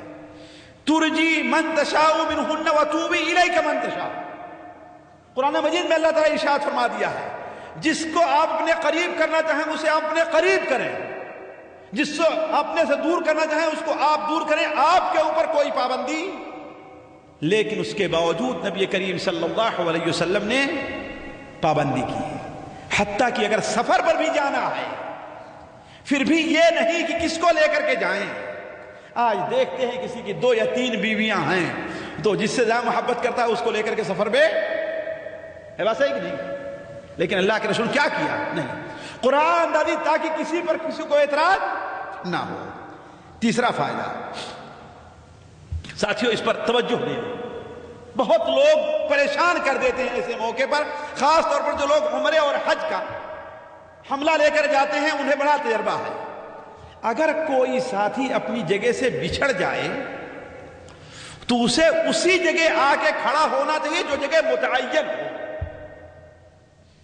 جس جگہ معلوم ہو کہ یہاں لوگ ضرور آئیں گے۔ ہوتا کیا ہے، ایک آدمی بچھڑ گیا، 10 منٹ 5 منٹ 6 منٹ 10 منٹ انتظار کیا، اس کے بعد ہوتا ہی نہیں ہوتا، نہیں، وہیں پر تم رہو جہاں پر آنا یقینی ہو تاکہ ساتھیوں کو پریشان نہ کیا جائے۔ حضرت عائشہ رضی اللہ عنہا کہاں کر کے بیٹھی تھی؟ اسی جگہ پر جہاں ان کی جگہ تھی، پیچھے دوڑی نہیں، آگے نہیں کی، یہ نہیں کہ آگے چلے ہوں راستے میں لوگ مجھے مل ہی جائیں، ہوتا کسی اور راستے سے آئے، بھائی ہو سکتا ہی نہیں ہو سکتا تھا، اسی لیے وہیں پر بیٹھی رہ گئی، ادھر ادھر کہیں نہیں گئی۔ چوتھی چیز، کہیں آتے جاتے وقت کسی معتبر آدمی کو اپنے ساتھ رکھ لینا چاہیے۔ ساتھیوں، اکیلے سفر نہیں کرنا چاہیے، چھوٹا سفر ہے یا بڑا سفر ہے، اس میں بڑی برکت ہے۔ اللہ کے رسول صلی اللہ علیہ وسلم منع کیا ہے، بلکہ آپ نے فرمایا الراکب شیطان والراکبان شیطانان والثلاثۃ الرہط، اکیلے آدمی جو سفر کر رہا ہے گویا وہ شیطان، 2 ہیں 2 شیطان ہیں، 3 قافلہ، اس لیے کہ 2 ہوئے آپس میں اختلاف ہوا تو کیا معاملہ ہوا، 3 کیا ہے؟ قافلہ ہے۔ تو آدمی کو کہیں باہر جاتے ہوئے کسی بھی مارکیٹ جا رہے ہیں اچھا آپ جا رہے ہیں، آپ کی گاڑی کسی کوئی چوٹ لگ گئی، کوئی صورت پیش آ سکتی ہے، ایسا ہوتا ہی نہیں ہوتا، بس اوقات ایک آدمی گھر سے گیا اور واپس ہی نہیں گیا، تو کہیں واپس جاتے ہوئے جیسے حضرت عائشہ رضی اللہ تعالیٰ عنہ جب قافلے سے گئی تھی تو اگر کسی کو اپنے ساتھ رکھ لیتی تو ہے کہ نہیں، یہ اتنا بڑا حادثہ نہ پیش آتا۔ اور شاید یہی تجربہ ہے کہ دوبارہ جب مدینہ منورہ آئیں اور قضائے حاجت جانا ہوا تو حضرت ام مستہ کو اپنے ساتھ لے کر کے گئی، لیکن چونکہ چھوٹی عمر کی تھی، تجربہ کار تھی، لہذا وہاں پر چلی گئی اور یہ تکلیف ان کو اٹھانی پڑی۔ 5ویں صورت، امن کی صورت میں اپنی خاص ضروریات کے لیے عورتیں باہر نکل سکتی ہیں، خاص ضروریات قضائے حاجت وغیرہ کے لیے اگر امن ہے اور گھر میں اس کا انتظام نہیں ہے تو نکل سکتی ہیں، کوئی عیب نہیں ہے۔ البتہ یہ نہیں کہ جیسے آج بڑے شہروں کا معاملہ ہے، ٹرین لائن جاری اس کے نیچے کنارے لوگ بیٹھ جائے گا، یہ غلط طریقہ ہے۔ اگر ایسی چیز نہیں ہے تو اپنے گھروں میں قضائے حاجت کے لیے انتظام کرنا یہ ضروری ہے، لیکن جہاں ایسی صورتحال نہ ہو، کوئی چھوٹا سا شہر ہے یا کہ دیہات کا معاملہ ہے جہاں پر ضرورت ہو سکتی ہے تو وہاں اس کے لیے عورتیں باہر جا سکتی ہیں۔ بحالت مجبوری کسی متقی اور پرہیزگار آدمی کے ساتھ غیر محرم عورت سفر کر سکتی ہے، جیسے حضرت عائشہ نے یہ نہیں کہا کہ نہیں بھائی آپ میرے غیر محرم ہیں، آپ کے ساتھ نہیں جاتی، ہے نا، مجبوری تھی، ناگہانی صورتحال ایمرجنسی جسے کہتے ہیں، ایسے موقع پر کوئی غیر محرم متقی پرہیزگار جس کے اوپر احترام تقوی ہو پرہیزگاری ہو اس کے ساتھ سفر کر سکتی ہے کہ نہیں ہے، لیکن ایک بات ضرور ہونی چاہیے کہ ایسے سلسلے میں آدمی کیا ہو، امانت دار ہو، لیکن یہ بات رہنی چاہیے کہ درمیان میں یہ نہیں ہے کہ جا رہے ہیں تو آپس میں باتیں بھی ہوتی جا رہی ہیں، ہے کہ نہیں ہے، ایک دوسرے کے بغل بیٹھے ہیں اور چائے بھی نہیں، اس چیز کو مد نظر رکھنا چاہیے جو شرعی حدود ہے۔ اسی حضرت سفر معطل کا حضرت عائشہ فرماتی ہے اللہ کی قسم راستے میں ہم سے ایک بات بھی انہوں نے نہیں کی، ایک بات بھی نہیں کی. اور یہ نہیں کہ وہ اونٹ کے پیچھے پیچھے چلے, نہیں. آج کہتے ارے نہیں بھائی اتنی معتبر ہیں, ہم ان کے آگے آگے چلیں, یہ کیسے ہوگا, لہذا اونٹ کو نہیں. ایسا نہیں. اونٹ کیوں, ایسی صورت میں ان پر نظر پڑتی, لہذا کیا آگے آگے. اور یہ تھا کہ شرعی حکم ہے اور بلکہ فطری چیز ہے. حضرت موسیٰ علیہ السلام کے واقعے میں بھی یہ چیز موجود ہے.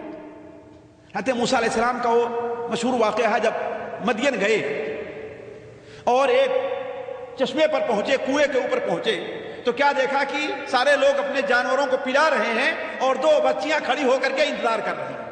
ان کے پاس جاتے ہیں, ما خطبکما, تم یہاں پر کیوں کھڑی ہو؟ تو وہ کہتی ہیں کہ بھائی اولاً تو میرے باپ بوڑھے آدمی ہیں, میرے پاس کوئی نوکر نہیں ہے, ہم ہی بکریوں کو چرانے کے لیے نکلتی ہیں اور ان مردوں کی بھیڑ میں جا کر کے لائن لگانا مناسب چیز نہیں ہے, لہذا جب یہ لوگ پانی پلا کر کے چلے جائیں گے تب ہم جا کے اپنی بکریوں کو پانی پلائیں گے. حضرت موسیٰ علیہ السلام نے کیا کیا, گئے, پتھر ہٹایا, پانی نکال کر کے پلایا بکریوں کو اور ان کو واپس کر دیا. باپ نے دیکھا رہے اتنا جلدی تم کیسے آ گئی, اتنا جلدی, روزانہ اتنی دیر کر کے آتی تھی. کہا اصل میں آج ایسا ایک آدمی ہم کو ملا ہے. تو ان میں سے باپ کہتا ہے جا کر کے بلا کر کے لے آؤ. یہ ہے محل شاہد ساتھیو, جاؤ بلا کر کے لے کر کے آؤ. تو وہ آئی. حضرت عمر الخطاب کہتے ہیں کہ جاءت احداہما تمشی علی استحیاء, قرآن مجید میں ہے, ان میں سے ایک شرماتی ہوئی آئی. حضرت عمر فرماتے ہیں کہ شرماتی ہوئی کا معنی یہ ہے کہ اپنے دوپٹے سے اپنا گھونگھٹ نکال اپنے چہرے کو چھپاتے ہوئے وہ آئی تھی. چہرے کو چھپاتے ہوئے, گویا چہرے کا پردہ کوئی نئی چیز نہیں, یہ کوئی نئی چیز نہیں ہے, یہ بڑی پرانی سنت رہی ہے. تو آئی اور کہا کہ میرے باپ آپ کو بلا رہے ہیں تاکہ آپ کو آپ کی مزدوری دے دیں, آپ نے جو ہمارے بچوں کو چل. جب رخصت ہوئے ہیں تو کیا ہوا, حالانکہ حضرت موسیٰ علیہ السلام راستہ نہیں جانتے تھے, ہے کہ نہیں. اسی لیے جب گھر آئے ہیں ان کی بیٹی نے کہا کہ اے ابا جان اسے اپنے ہاں مزدور رکھ لیجیے. کیوں؟ انہ القوی الامین, یہ طاقتور بھی ہے یعنی کام بھی کر سکتا ہے, اور امین امانت دار بھی ہے. بیٹے باپ نے کہا کہ تم نے یہ کہہ سمجھا کہ بڑا طاقتور اور بڑا امانت دار ہے. حضرت عبداللہ بن عباس کہتے ہیں کہ طاقتور اس لیے تھے کہ اس نے کہا کہ جس پتھر کو, چٹان کو 10 آدمی مل کر کے اٹھاتے تھے اس نے اکیلے کنارے کر دیا. تبھی تو حضرت موسیٰ نے ایک تھپڑ لگایا ہے بنی اسرائیل کو تو وہ مر گیا. طاقتور تھے تبھی تو نا, ہے کہ نہیں ہے. تو کہا طاقتور ہے جس پتھر کو 10 آدمی اٹھاتے تھے انہوں نے اکیلے اٹھا لیا. اور امانت دار کہے سمجھا, کہا امانت دار اس لیے کہ میں انہیں بلا کر کے آ رہی تھی, آگے آگے چل رہی تھی, تو انہوں نے مجھ سے کہا کہ تم آگے آگے نہ چلو, تم میرے پیچھے رہو, میرے پیچھے رہو, اور جس راستے سے چلنا ہے مجھے بتا دو. اگر دیکھو کہ میں راستہ بھول رہا ہوں تو تم ایک پتھر پھینک کر کے اشارہ کرنا کہ راستہ ادھر جا رہا ہے, یعنی بات بھی نہیں کرنی. ساتھیو آج ہمارے یہاں ان لوگوں کی غلط فہمی کا اندازہ کیجئے کہ جو دین کے نام پر جلسے منعقد کرتے ہیں اور لڑکیوں کو آگے بیٹھاتے ہیں. ہے ویسے کہ آپ لوگوں نے دیکھا ہو دین کے نام پر جلسے منعقد کر رہے ہیں اور عورتوں کہاں بیٹھا رہے ہیں, بے پردہ عورتیں چہرہ کھولے ہوئے اور آگے بیٹھا رہے ہیں. لیکن شرعی طریقہ کیا ہے کہ انہیں حضرت موسیٰ علیہ السلام نے کیا کہا, گویا کہ بات بھی نہیں کیا ان سے, بات بھی نہیں کرنا کہ اس راستے سے چلیے. کیا کہا, کہا کہ اگر دیکھو کہ میں راستہ غلط جا رہا ہوں تو پتھر مار کر کے مجھے متنبہ کرنا. خیر ساتھیو یہ بات.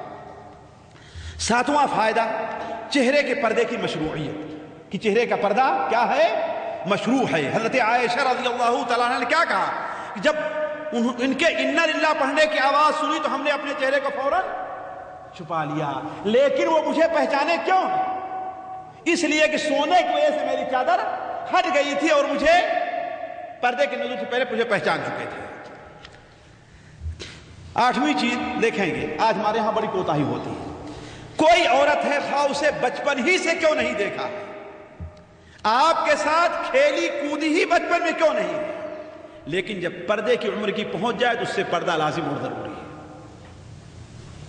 ہمارے ہاں لوگ کیا کہتے ہیں، ارے بچپن سے تو ہمارے ساتھ یہ رہی ہے، اسے کون سا پردہ ہے نا، خاص طور پر چچے داد بہن ہے، پھوپھی داد ہے، خالہ داد ہے، ماموں داد ہے، تو اس سلسلے میں لوگ بڑی کوتاہیاں کرتے ہیں کہ نہیں کرتے؟ نہیں۔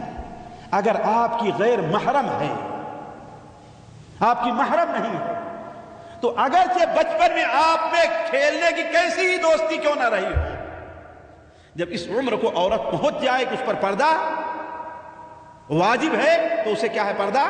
حضرت صفوان بن معطل حضرت عائشہ کو دیکھے ہوئے تھے پہلے، پھر آیا جایا کرتے تھے، لیکن پردہ نازل ہوا تو بات تک نہیں کیا ساتھ۔ حضرت عائشہ اللہ کی قسم ان کی زبان سے انا للہ و انا الیہ راجعون کر ہم نے کوئی اور دوسرا کلمہ نہیں سنا۔ نواں فائدہ غور کریں گے، انبیاء کرام اور اولیاء اعظام غیب نہیں جانتے۔ انبیاء کرام اور اولیاء اعظام غیب نہیں جانتے۔ اے اللہ کے رسول صلی اللہ علیہ وسلم سے بڑا کوئی نبی ہوگا؟ ہے نا؟ آپ کو معلوم ہوا کہ میری بیوی پاک صاف ہے؟ حضرت ابوبکر سے بڑا کوئی ولی ہوگا؟ بلکہ حضرت ابوبکر نے تو کہا تھا کہ کون سا آسمان ہے جس کے نیچے میں رہوں گا، کون سی زمین ہے جس پر میں رہوں گا، اگر میں کوئی ایسی بات کہوں جس کو میں نہیں جانتا۔ اے بیٹی تیرا کیا معاملہ ہے، میں نہیں جانتا، تیری صفائی کیسے پیش کروں گا؟ دسواں فائدہ، آدمی خواہ کتنا ہی بزرگ ہو وہ معصوم عن الخطا نہیں، کتنا ہی بزرگ بن جائے، ولی بن جائے، نبیوں کے علاوہ معصوم عن الخطا کوئی آدمی نہیں۔ ہر ایک سے خطا کا نہ صرف امکان ہے بلکہ ورود ہے خطا کا۔ حضرت حسان بن ثابت اللہ کے رسول کے صحابی ہیں، آپ کے شاعر ہیں، بلکہ آپ نے یہ بیان فرمایا، اے حسان تیری مدد اللہ تعالیٰ جبریل امین کے ذریعے کر رہا ہے۔ اس پائے کے صحابی حضرت مصطح غزوہ بدر میں شریک تھے۔ غزوہ بدر سے متعلق حضرت بخاری شریف روایت ہے، حضرت جبرائیل نے پوچھا، اے اللہ کے رسول اہل بدر کا آپ کے ہاں کیا مقام ہے؟ کہا سب سے اونچا مقام ہے۔ کہا یہی مقام ان فرشتوں کا بھی آسمان میں ہے جو غزوہ بدر میں شریک ہوئے تھے۔ اللہ تعالیٰ نے کہہ دیا کہ اے اہل بدر جاؤ، جو کام بھی اب تم کرو گے سارے کام تمہارے معاف کر دیے جائیں گے۔ یعنی غزوہ بدر میں لیکن ان سے غلطی ہوئی کہ نہیں غلطی ہوئی؟ جی ہاں، سعد بن معاذ، سعد بن ہے نا عبادہ، ان سے غلطی ہوئی۔ میاں بیوی کا مسئلہ ایسا ہے کہ اس بارے میں تحقیق ضروری ہے۔ اللہ کے رسول صلی اللہ علیہ وسلم یہ نہیں کہ بغیر تحقیق کے، آج ساتھیوں میں اگر بتاؤں کتنے سوالات اس سے ہوتے ہیں، اور جلد بازی میں اس قسم کی خبر کوئی اڑتی ہے تو لوگ فیصلہ کر لیتے ہیں، اور نتیجہ کیا ہوتا ہے؟ بالکل غلط۔ ذرا سبق اسی لیے کہتا ہوں کہ لا تحسبوه شرا لکم بل هو خیر لکم، یہ اس قصے میں تمہارے لیے بہت سے فائدے ہیں۔ تحقیق، اللہ کے رسول تحقیق کر رہے ہیں، 1 مہینے تک وہی نازل نہیں ہوئی، لیکن آپ نے کوئی فیصلہ اپنی بیوی کو طلاق دینے کا، لیکن یہ معمولی بات نہیں تھی ساتھیوں، کہ معمولی بات ہے کہ زنا کی، نعوذ باللہ من ذلک، آپ کے لیے شاید آپ برداشت نہ کر سکیں اس کو، یہ جائے کہ اللہ کے رسول صلی اللہ علیہ وسلم کا معاملہ ہے، لیکن جلد بازی سے آپ نے کام نہیں لیا۔ سب خاص طور پر اگر بیوی کے اخلاق اور عادات کے بارے میں کوئی شبہ پہلے سے نہیں ہے۔ ایک چیز اور ہے، ذرا غور کریں گے، ہمارے یہاں ایک بہت مثل مشہور ہے، ارے بھائی آگ کے بغیر دھواں نہیں ہوتا، دھواں نہیں اٹھتا، کہتے ہیں نہیں کہتے ہیں؟ یعنی کوئی خبر مشہور، اس کا مطلب کچھ حقیقت، ایسا کہتے ہیں نا، یہ مثل ہر جگہ صحیح نہیں ہے، ہر جگہ یہ مثل صحیح نہیں ہے کہ نہیں ہے نا؟ اس واقعے میں دلیل کہ کوئی ضروری نہیں ہے کوئی بار مشہور، یہ دیکھا جائے کہ یہ بات کا مصدر کہاں سے نکل رہی ہے۔ اگر قابل اعتماد آدمی اس بات کا مصدر ہے تو بغیر آگ کے دھواں نہیں اٹھتا، بات صحیح ہے کہ نہیں؟ لیکن یہ دیکھا جائے یہ بات نکلی کہاں سے ہے؟ ہو سکتا ہے جہاں سے بات نکلی وہ جھوٹے اور مکار لوگ ہوں، جیسے حضرت عائشہ کا معاملہ کہاں سے نکلی تھی؟ منافقوں سے یہ بات اٹھی تھی، کتنی مشہور ہو گئی پورے مدینے میں، لیکن اس کی 1 پیسے بھی حقیقت نہیں، بلکہ لاکھ میں ایک پیسے بھی حقیقت نہیں ہے. اسی لیے قرآن نے اسے افک کہا ہے. کیا کہا ہے؟ افک یعنی بے بنیاد، کوئی اس کی اساس نہیں. عورت اپنے شوہر کے اجازت کے بغیر اس کے گھر سے اس کو جانا نہیں چاہیے. اتنی بڑی خبر ملی حضرت عائشہ کو. 1 مہینے تک اللہ کے رسول آپ کے پاس آئے نہیں، لیکن کوئی فیصلہ انہوں نے بغیر اجازت کے نہیں کیا ہے. دنیا میں آزمائش سے ہر مسلمان کو دوچار ہونا پڑتا ہے. کوئی بھی مسلمان نہیں ہے جسے سچا مسلمان اسے آزمائش کا سامنا. اب اللہ تعالیٰ بہتر جانتا ہے مالی آزمائش اس کے اوپر آئے گی، جسمانی آئے گی یا نفسیاتی آزمائش رہے گی. رہتے عائشہ پر آزمائش کیسی ہے؟ نفسیاتی ہے نا. اور آپ جانتے ہیں بسا اوقات جسمانی آزمائش اور مالی آزمائش سے بڑی آزمائش کیا ہوتی ہے؟ نفسیاتی. آدمی قتل ہونا مناسب سمجھے گا لیکن ایسی خبر اپنے بارے میں اڑنا ہے کہ نہیں؟ حضرت مریم نے کیا کہا تھا؟ کنت نسیم، کاش کہ اس سے پہلے میں نابود ہو گئی ہوتی، مر گئی ہوتی، زندہ ہی رہتی. میرے بارے میں لوگ کیا کہیں گے کہ بغیر شادی کے اس کے ہاں لڑکا پیدا ہوا ہے نا. تو عزت ایسی چیز ہے کہ انسان کے نزدیک سب سے عزیز ہوتی ہے، مال سے بھی اور سے بھی. اور ساتھیوں، ایک مسلمان ہونے کے ناطے، وقت شیخ زیادہ ہو رہا ہے، کہہ دو 4 منٹ. ایک مسلمان ہونے کے ناطے ہمیں اور آپ کو یہ دھیان رکھنا چاہیے کہ فَإِنَّ مَعَ الْعُسْرِ يُسْرًا، فَإِنَّ مَعَ الْعُسْرِ يُسْرًا. بلکہ یہ مسلمان کا یہ یقین اور ایمان ہونا چاہیے کہ مصیبت کتنی ہی بڑی کیوں نہ آئے، انسان کو ہمت نہیں ہارنا چاہیے. اور یہ یقین رکھنا چاہیے کہ اللہ کا اختیار کردہ ہمارے لیے ہماری سمجھ سے بہتر، ہمارے اختیار سے بہتر. بلکہ میں تو کہتا ہوں کہ کتنی بڑی مصیبتیں مسلمان کے اوپر آئیں، اسے یہ کہنا چاہیے کہ یہ میرے ایمان کا، میرے عزم کا اور میرے ارادے کا یہ امتحان ہے، یہ میرے اوپر آزمائش نہیں کہ طوفان کر رہا ہے میرے عزم کا طواف، طوفان کر رہا ہے میرے عزم کا طواف. دنیا سمجھ رہی ہے کہ کشتی بھنور میں ہے، دنیا تو یہ سمجھ رہی ہے کہ ہم مصیبت اور پریشانی میں ہیں، حالانکہ یہ کیا ہے؟ میرے ایمان کا یہ امتحان ہے کہ اپنے ایمان میں کتنا پختہ ہے. اسے جلدی بازی نہیں. حضرت عائشہ ذرا سوچئے، 1 مہینہ 40 دن 45 دن 50 دن تک علماء نے ذکر کیا ہے، لیکن اس کے بعد جو آسانی آئی شاید عائشہ کو اپنی یہ چیز کبھی نہ یاد آئی.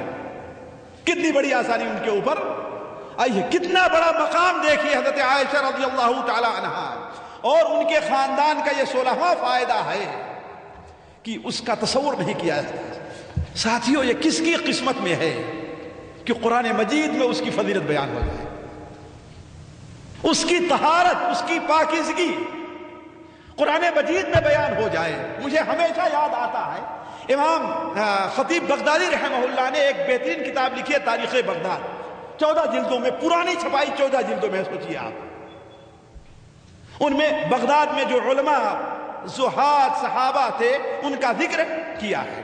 تو جب یہ کتاب پہلی بار آئی ہے لوگوں کے ہاتھوں میں، ظاہر چھپتی نہیں تو اس وقت ہاتھ سے لکھ کر کے، تو ایک عالم نے کہا کاش کہ خطیب بغدادی میرا ذکر اس کتاب میں کرتے، خواہ برائی ہی سے کیوں نہ کرتے، کم سے کم میرا نام موجود تو رہتا، لوگ مجھے جانتے تو چہ جائے قرآن جیسی کتاب میں کسی کا ذکر کہ جب تک مسلمان زندہ ہیں منبر و محراب سے قرآن پڑھنے کی آواز ہے. حضرت عائشہ رضی اللہ تعالیٰ ان کے خاندان کا ذکر خیر، الطیبات للطیبین والطیبون للطیبات، ہے کہ نہیں ہے کہ عائشہ طیبہ ہیں، پاک ہیں، صدیقہ بنت صدیق ہیں. اس سے بڑا مقام کس کے، بڑا مقام اتنا بڑا مقام کس کو ملنے والا ہے؟ لہذا ساتھیوں، 17واں فائدہ، حضرت عائشہ رضی اللہ تعالیٰ عنہ کے بارے میں بدگمانی رکھنا یہ کفر ہے. اگر کوئی آپ کے بارے میں کسی اخلاقی برائی کا تصور رکھتا ہے تو کیا ہے؟ یہ کفر ہے. کیوں؟ قرآن مجید میں آپ کی صفائی نازل ہو چکی ہے، آپ کی صفائی نازل ہو چکی ہے. اسی لیے زید ابن حسن ایک علوی قائد ہیں، ان کے سامنے ایک شخص لایا گیا کہ جس نے حضرت عائشہ رضی اللہ عنہ برا بھلا کہا شیعہ ہیں اور ان کے عزت پر کچھ حملہ کرنا چاہا تھا، انہوں نے اس کے قتل کرنے کا حکم دے دیا۔ لوگوں نے کہا کہ ارے یہ شیعہ ہے، یہ شیعہ ہے، آپ کے جماعت کا ہے۔ کہا کہ ہمارے نانا کی عزت کے اوپر حملہ کرے، جس کی پاکیزگی قرآن مجید میں نازل ہو جائے، اس کے اوپر حملہ کرنا کفر ہے، لہذا اس کے ساتھ قتل کر دیا اس کو۔ اسی لیے تمام علماء کا اتفاق ہے کہ اگر کوئی آدمی حضرت عائشہ رضی اللہ تعالیٰ کے اوپر زنا کی تہمت لگاتا ہے تو اس کی سزا کیا ہے؟ قتل ہے، اور وہ کافر مسلمان نہیں رہتا۔ کیوں؟ قرآن مجید میں ان کی صفائی اور پاکیزگی نازل ہو گئی ہے۔ 18واں فائدہ، بچے اپنے والدین اور بیوی اپنے شوہر کے سامنے اپنا لاڈ دکھا سکتی ہے نا؟ وہ کیسے؟ حضرت عائشہ رضی اللہ عنہ کہتے ابوبکر نے جب چومنا چاہا تو کیا کہا؟ اب میں آپ کی بیٹی بنی ہوں، ہٹیے مجھ سے، اب تک میں آپ کی بیٹی نہیں تھی۔ اللہ کے رسول سے ہاتھ پکڑنا چاہا تو اپنا ہاتھ کھینچ لیا کہ 1 مہینے سے آپ میرے بارے کے اندر شبہ مبتلا ہے، میں آپ کی بھی پہلے نہیں تھی، ہے کہ نہیں؟ لیکن صرف لاڈ اور پیار کی بات ہے، حقیقت اس کے مقصود نہیں ہے۔ تو بچے اپنے والدین کے سامنے اور بیوی اپنے شوہر کے سامنے اپنے لاڈ اور پیار کا اظہار کر سکتی ہے۔ 19واں فائدہ، سخت غصہ یا ناگہانی صورتحال سے متاثر ہو کر کے اگر کوئی شخص کوئی ایسا لفظ استعمال کرتا ہے جو غیر مناسب ہے تو اس پر اس کا کوئی مواخذہ انشاءاللہ نہیں ہے۔ آپس میں لڑائی ہوئی، کسی نے غصے میں کسی کو گالی دے دیا تو اس سے تجاوز کرنا چاہیے۔ کیوں؟ غصے کی حالت میں۔ حضرت اسید بن حضیر نے کہا سعد بن مبارک تو منافق ہے، منافقوں کی طرف سے دفاع کر رہا ہے نا؟ لیکن اللہ کے رسول نے اس پر ان کی کوئی گرفت نہیں کی ہے۔ اچھا خیر، فائدے تو اور بہت سے ہیں، میں 30 لکھ کر کے آیا تھا، لیکن جیسا کہ ہم نے کہا کہ امام حافظ ابن حجر نے 100 سے زائد فائدے اس کے ذکر کیے ہیں، لیکن آخری فائدہ کہہ کے میں اپنی بات بند کرتا ہوں۔ جو کام انسان، ذرا غور کریں گے اور میں توجہ چاہوں گا اس پر، جو کام انسان لوجہ اللہ کرتا ہے،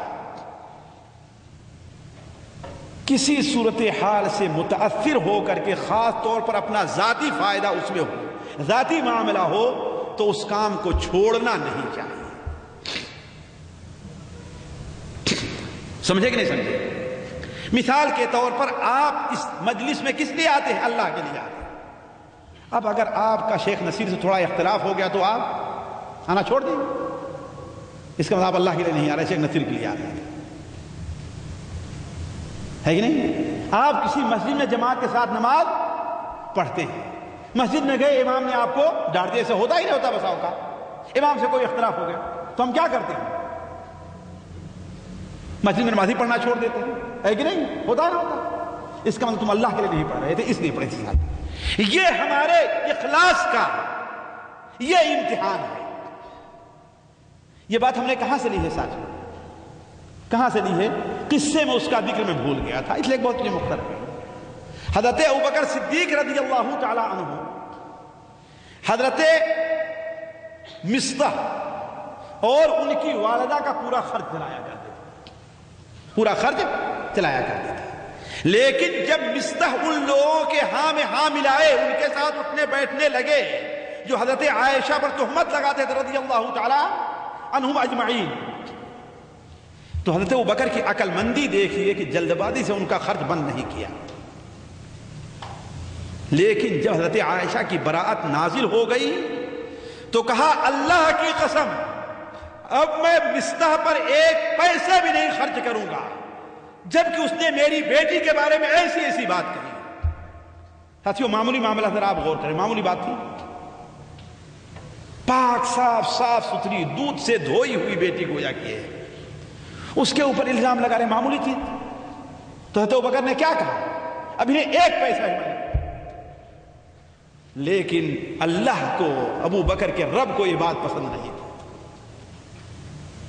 ابو بکر کے رب کو لوگ گالی دیتے ہیں، اس کے ساتھ کفر کر رہے ہیں، سب کچھ کر رہے ہیں، لیکن ان کو روزی دیتا ہے، بند کرتا ہے اللہ تعالیٰ۔ دیکھا کافی سے روزی بند کیا اللہ، بلکہ اور تو اللہ تعالیٰ قرآن مجید میں آیت نازل فرماتا ہے وَلَا يَأْتَلِ اسی قصے میں وَلَا يَأْتَلِ أُولُو الْفَضْلِ مِنْكُمْ وَالسَّعَةِ أَنْ يُؤْتُوا أُولِي الْقُرْبَى وَالْمَسَاكِينَ وَالْمُهَاجِرِينَ فِي سَبِيلِ اللَّهِ أَلَا تُحِبُّونَ وَلْيَعْفُوا وَلْيَصْفَحُوا أَلَا تُحِبُّونَ أَنْ يَغْفِرَ اللَّهُ لَكُمْ وَاللَّهُ غَفُورٌ رَحِيمٌ۔ جو لوگ اہل فضل ہیں اور جنہیں اللہ نے وسعت دی ہے، وہ قسم نہ کھائیں کہ غریبوں، مسکینوں اور مہاجرین، یتیموں پر سے اپنا خرچ بند کریں گے، بلکہ معاف کریں، تجاوز سے کام لیں۔ کیا نہیں چاہتے ہو کہ اللہ تعالیٰ تمہیں معاف کر دے؟ حضرت ابوبکر نے کہا کہ بلا، میں چاہتا ہوں کہ اللہ تعالیٰ مجھے معاف کرے۔ اپنی قسم کا کفارہ ادا کیا فوراً، اور حضرت مصطح کا خرچ جاری رکھا، بلکہ کہا جتنا میں دیتا تھا اس میں سے ایک پائی بھی اب کم نہیں کروں۔ یہ اخلاص دیکھیے، اور اسی پر نہیں، مسند بزار کے اندر روایت، طبرانی میں روایت ہے، انہوں نے کہا کہ جتنا دیتا تھا اب میں اس کا ڈبل ان کے اوپر خرچ کروں، اگرچہ میری بیٹی کو انہوں نے تہمت لگائی۔ تو جو کام انسان اللہ کے لیے کر رہا ہے، اپنی کسی ذاتی نقصان سے متاثر ہو کر کے اسے چھوڑنا نہیں چاہیے۔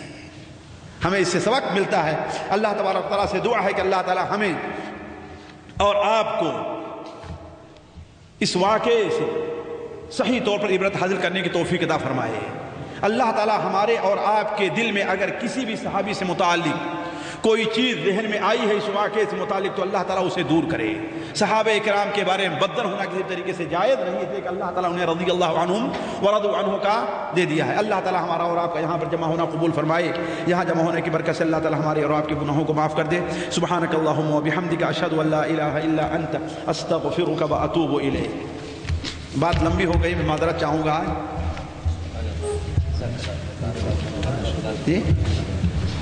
ہاں 15 دن سے اگلے ہفتے شکر ادا ہے۔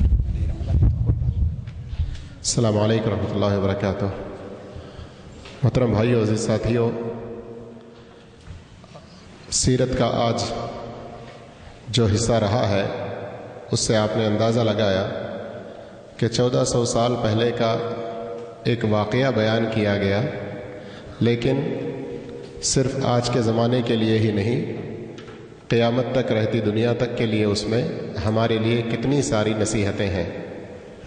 اور غور کیجئے، شیخ محترم نے ایک بات کا ذکر کیا تھا کہ امام ابن حجر عسقلانی رحمۃ اللہ علیہ نے اس واقعے کے 100 سے زیادہ فائدے گنوائے ہیں، 100 سے زیادہ، اور شیخ محترم نے 30 لکھ کر لائے تھے، لیکن وقت کی تنگی کی وجہ سے پورے پیش نہ کر سکے۔ ان ساری باتوں سے آپ یہ اندازہ لگائیں کہ سیرت رسول صلی اللہ علیہ وسلم یہ کوئی پرانے وقت کی قصے کہانی کی باتیں نہیں ہیں جو دل بہلائی کے لیے، بچوں کو سلانے کے لیے، ٹائم پاس کے لیے ایک دوسرے کو سنائی جائیں، بلکہ روزمرہ ہماری زندگی بہتر سے اور بہترین ہو سکے، ہماری زندگی اور زیادہ بہتر سدھر جائے، اس کے لیے سیرت کو جاننا انتہائی ضروری ہے۔ اور جیسے میں نے مسجد میں بھی کہا تھا کہ سیرت النبی صلی اللہ علیہ وسلم دراصل قرآن کی ایک عملی صورت ہے، جیسے حضرت عائشہ صدیقہ رضی اللہ عنہا نے بھی کہا تھا نا۔ اس لیے میرے بھائیوں، سیرت نبی صلی اللہ علیہ وسلم کے درس کو ہم سننے آتے ہیں۔ آخری نقطہ جو شیخ صاحب نے بیان کیا، آخری نقطہ، کہ اگر ہم جس قدر اخلاص کے ساتھ شریک ہوں گے اسی قدر زیادہ اجر و ثواب ہمارا بڑھے گا، اسی قدر زیادہ اجر و ثواب ہمارا بڑھے گا۔ اس لیے میں آپ بھائیوں کو دعوت دیتا ہوں کہ ٹھیک 15 دن کے بعد پھر انشاءاللہ سیرت کا اگلا حصہ جاری رہے گا، اور ہم اللہ عز و جل سے دعا کرتے ہیں کہ اللہ تعالیٰ شیخ محترم کو اور زیادہ صحت و عافیت سے نوازے۔ اللہ تعالیٰ آپ کی صحت، آپ کے اہل و عیال، آپ کے بچے، آپ کے علم، آپ کے مال، ہر چیز میں اللہ تعالیٰ برکتوں سے نوازے، اور اللہ تعالیٰ دیر تک شیخ صاحب کے علم سے فائدہ اٹھانے کی ہم سب کو بھی توفیق عطا فرماتا رہے۔ اور محترم بھائیوں، آپ بھی کوشش کریں کہ اتنا بڑا حال اور جمعہ کا یہ مبارک دن اور اس میں چھٹی کا ہونا، یہ ساری بھی چیزیں ایسی ہیں کہ ایک سے بڑھ کر ایک نعمت ہیں۔ اگر ہم پھر بھی ایسی دینی محفلوں میں، سیرت کی مجلسوں میں شریک نہ ہوں تو کل قیامت کے دن اللہ کے پاس اس کی پوچھ ہو سکتی ہے۔ یہ صرف امکان کی بات نہیں، یقیناً ہوگی۔ قبر میں پوچھا جائے گا نا نبی صلی اللہ علیہ وسلم کے بارے میں، پوچھا جائے گا نہیں پوچھا جائے گا۔ اور آخرت میں ماذا اجبتم المرسلین، وہاں بھی سوال ہوگا، اور ہم اتنی غفلت میں رہیں، اتنی لاپرواہی میں رہیں۔ ہمارے اس زلف شہر کے اندر سیرت النبی صلی اللہ علیہ وسلم کا جلسہ منعقد ہو رہا ہے، آپ صلی اللہ علیہ وسلم کی بالکل صحیح اور سچی اور مستند دلیلوں سے بہترین سیرت بیان کی جا رہی ہے۔ یہ خبر اطراف و اکناف میں اس قدر پھیلنا چاہیے کہ یہ جعلیات والے پریشان اور تنگ ہوں کہ ہم اور جگہ کا کہاں سے انتظام کریں۔ ہونا چاہیے کہ نہیں ہونا چاہیے؟ جہاں جھوٹے قصے بیان کیے جاتے ہیں، بکواسیں کی جاتی ہیں، نبی صلی اللہ علیہ وسلم کی شان میں گستاخیاں کی جاتی ہیں، آپ کو اللہ کے درجے میں پہنچایا جاتا ہے، اور آپ کو عالم الغیب حاضر و ناظر پتہ نہیں اور کیا کچھ ایسے سیرت النبی کے جلسے ہوتے ہیں، تو دیکھیے وہاں سننے سے زیادہ شور شرابہ اور وہاں محفل کی حاضری کے چرچے ہونے کے لیے کیسے ڈھنڈورے پیٹے جاتے ہیں۔ ہماری اور آپ کی ذمہ داری ہے حق بات کا پرچار، حق بات کا اعلان، حق بات کے پھیلاؤ کے لیے کوشش، اس سے زیادہ ہمیں کرنی چاہیے۔ اللہ مجھے آپ کو سب کو نیک توفیق عطا فرمائے۔ تو اسی سے ہم جلسے کی برخاستگی کا اعلان کرتے ہیں۔ سبحانک اللہم و بحمدک اشہد ان لا الہ الا انت استغفرک و اتوب الیک۔ چار آدمی بیٹھنے کی کوشش کریں۔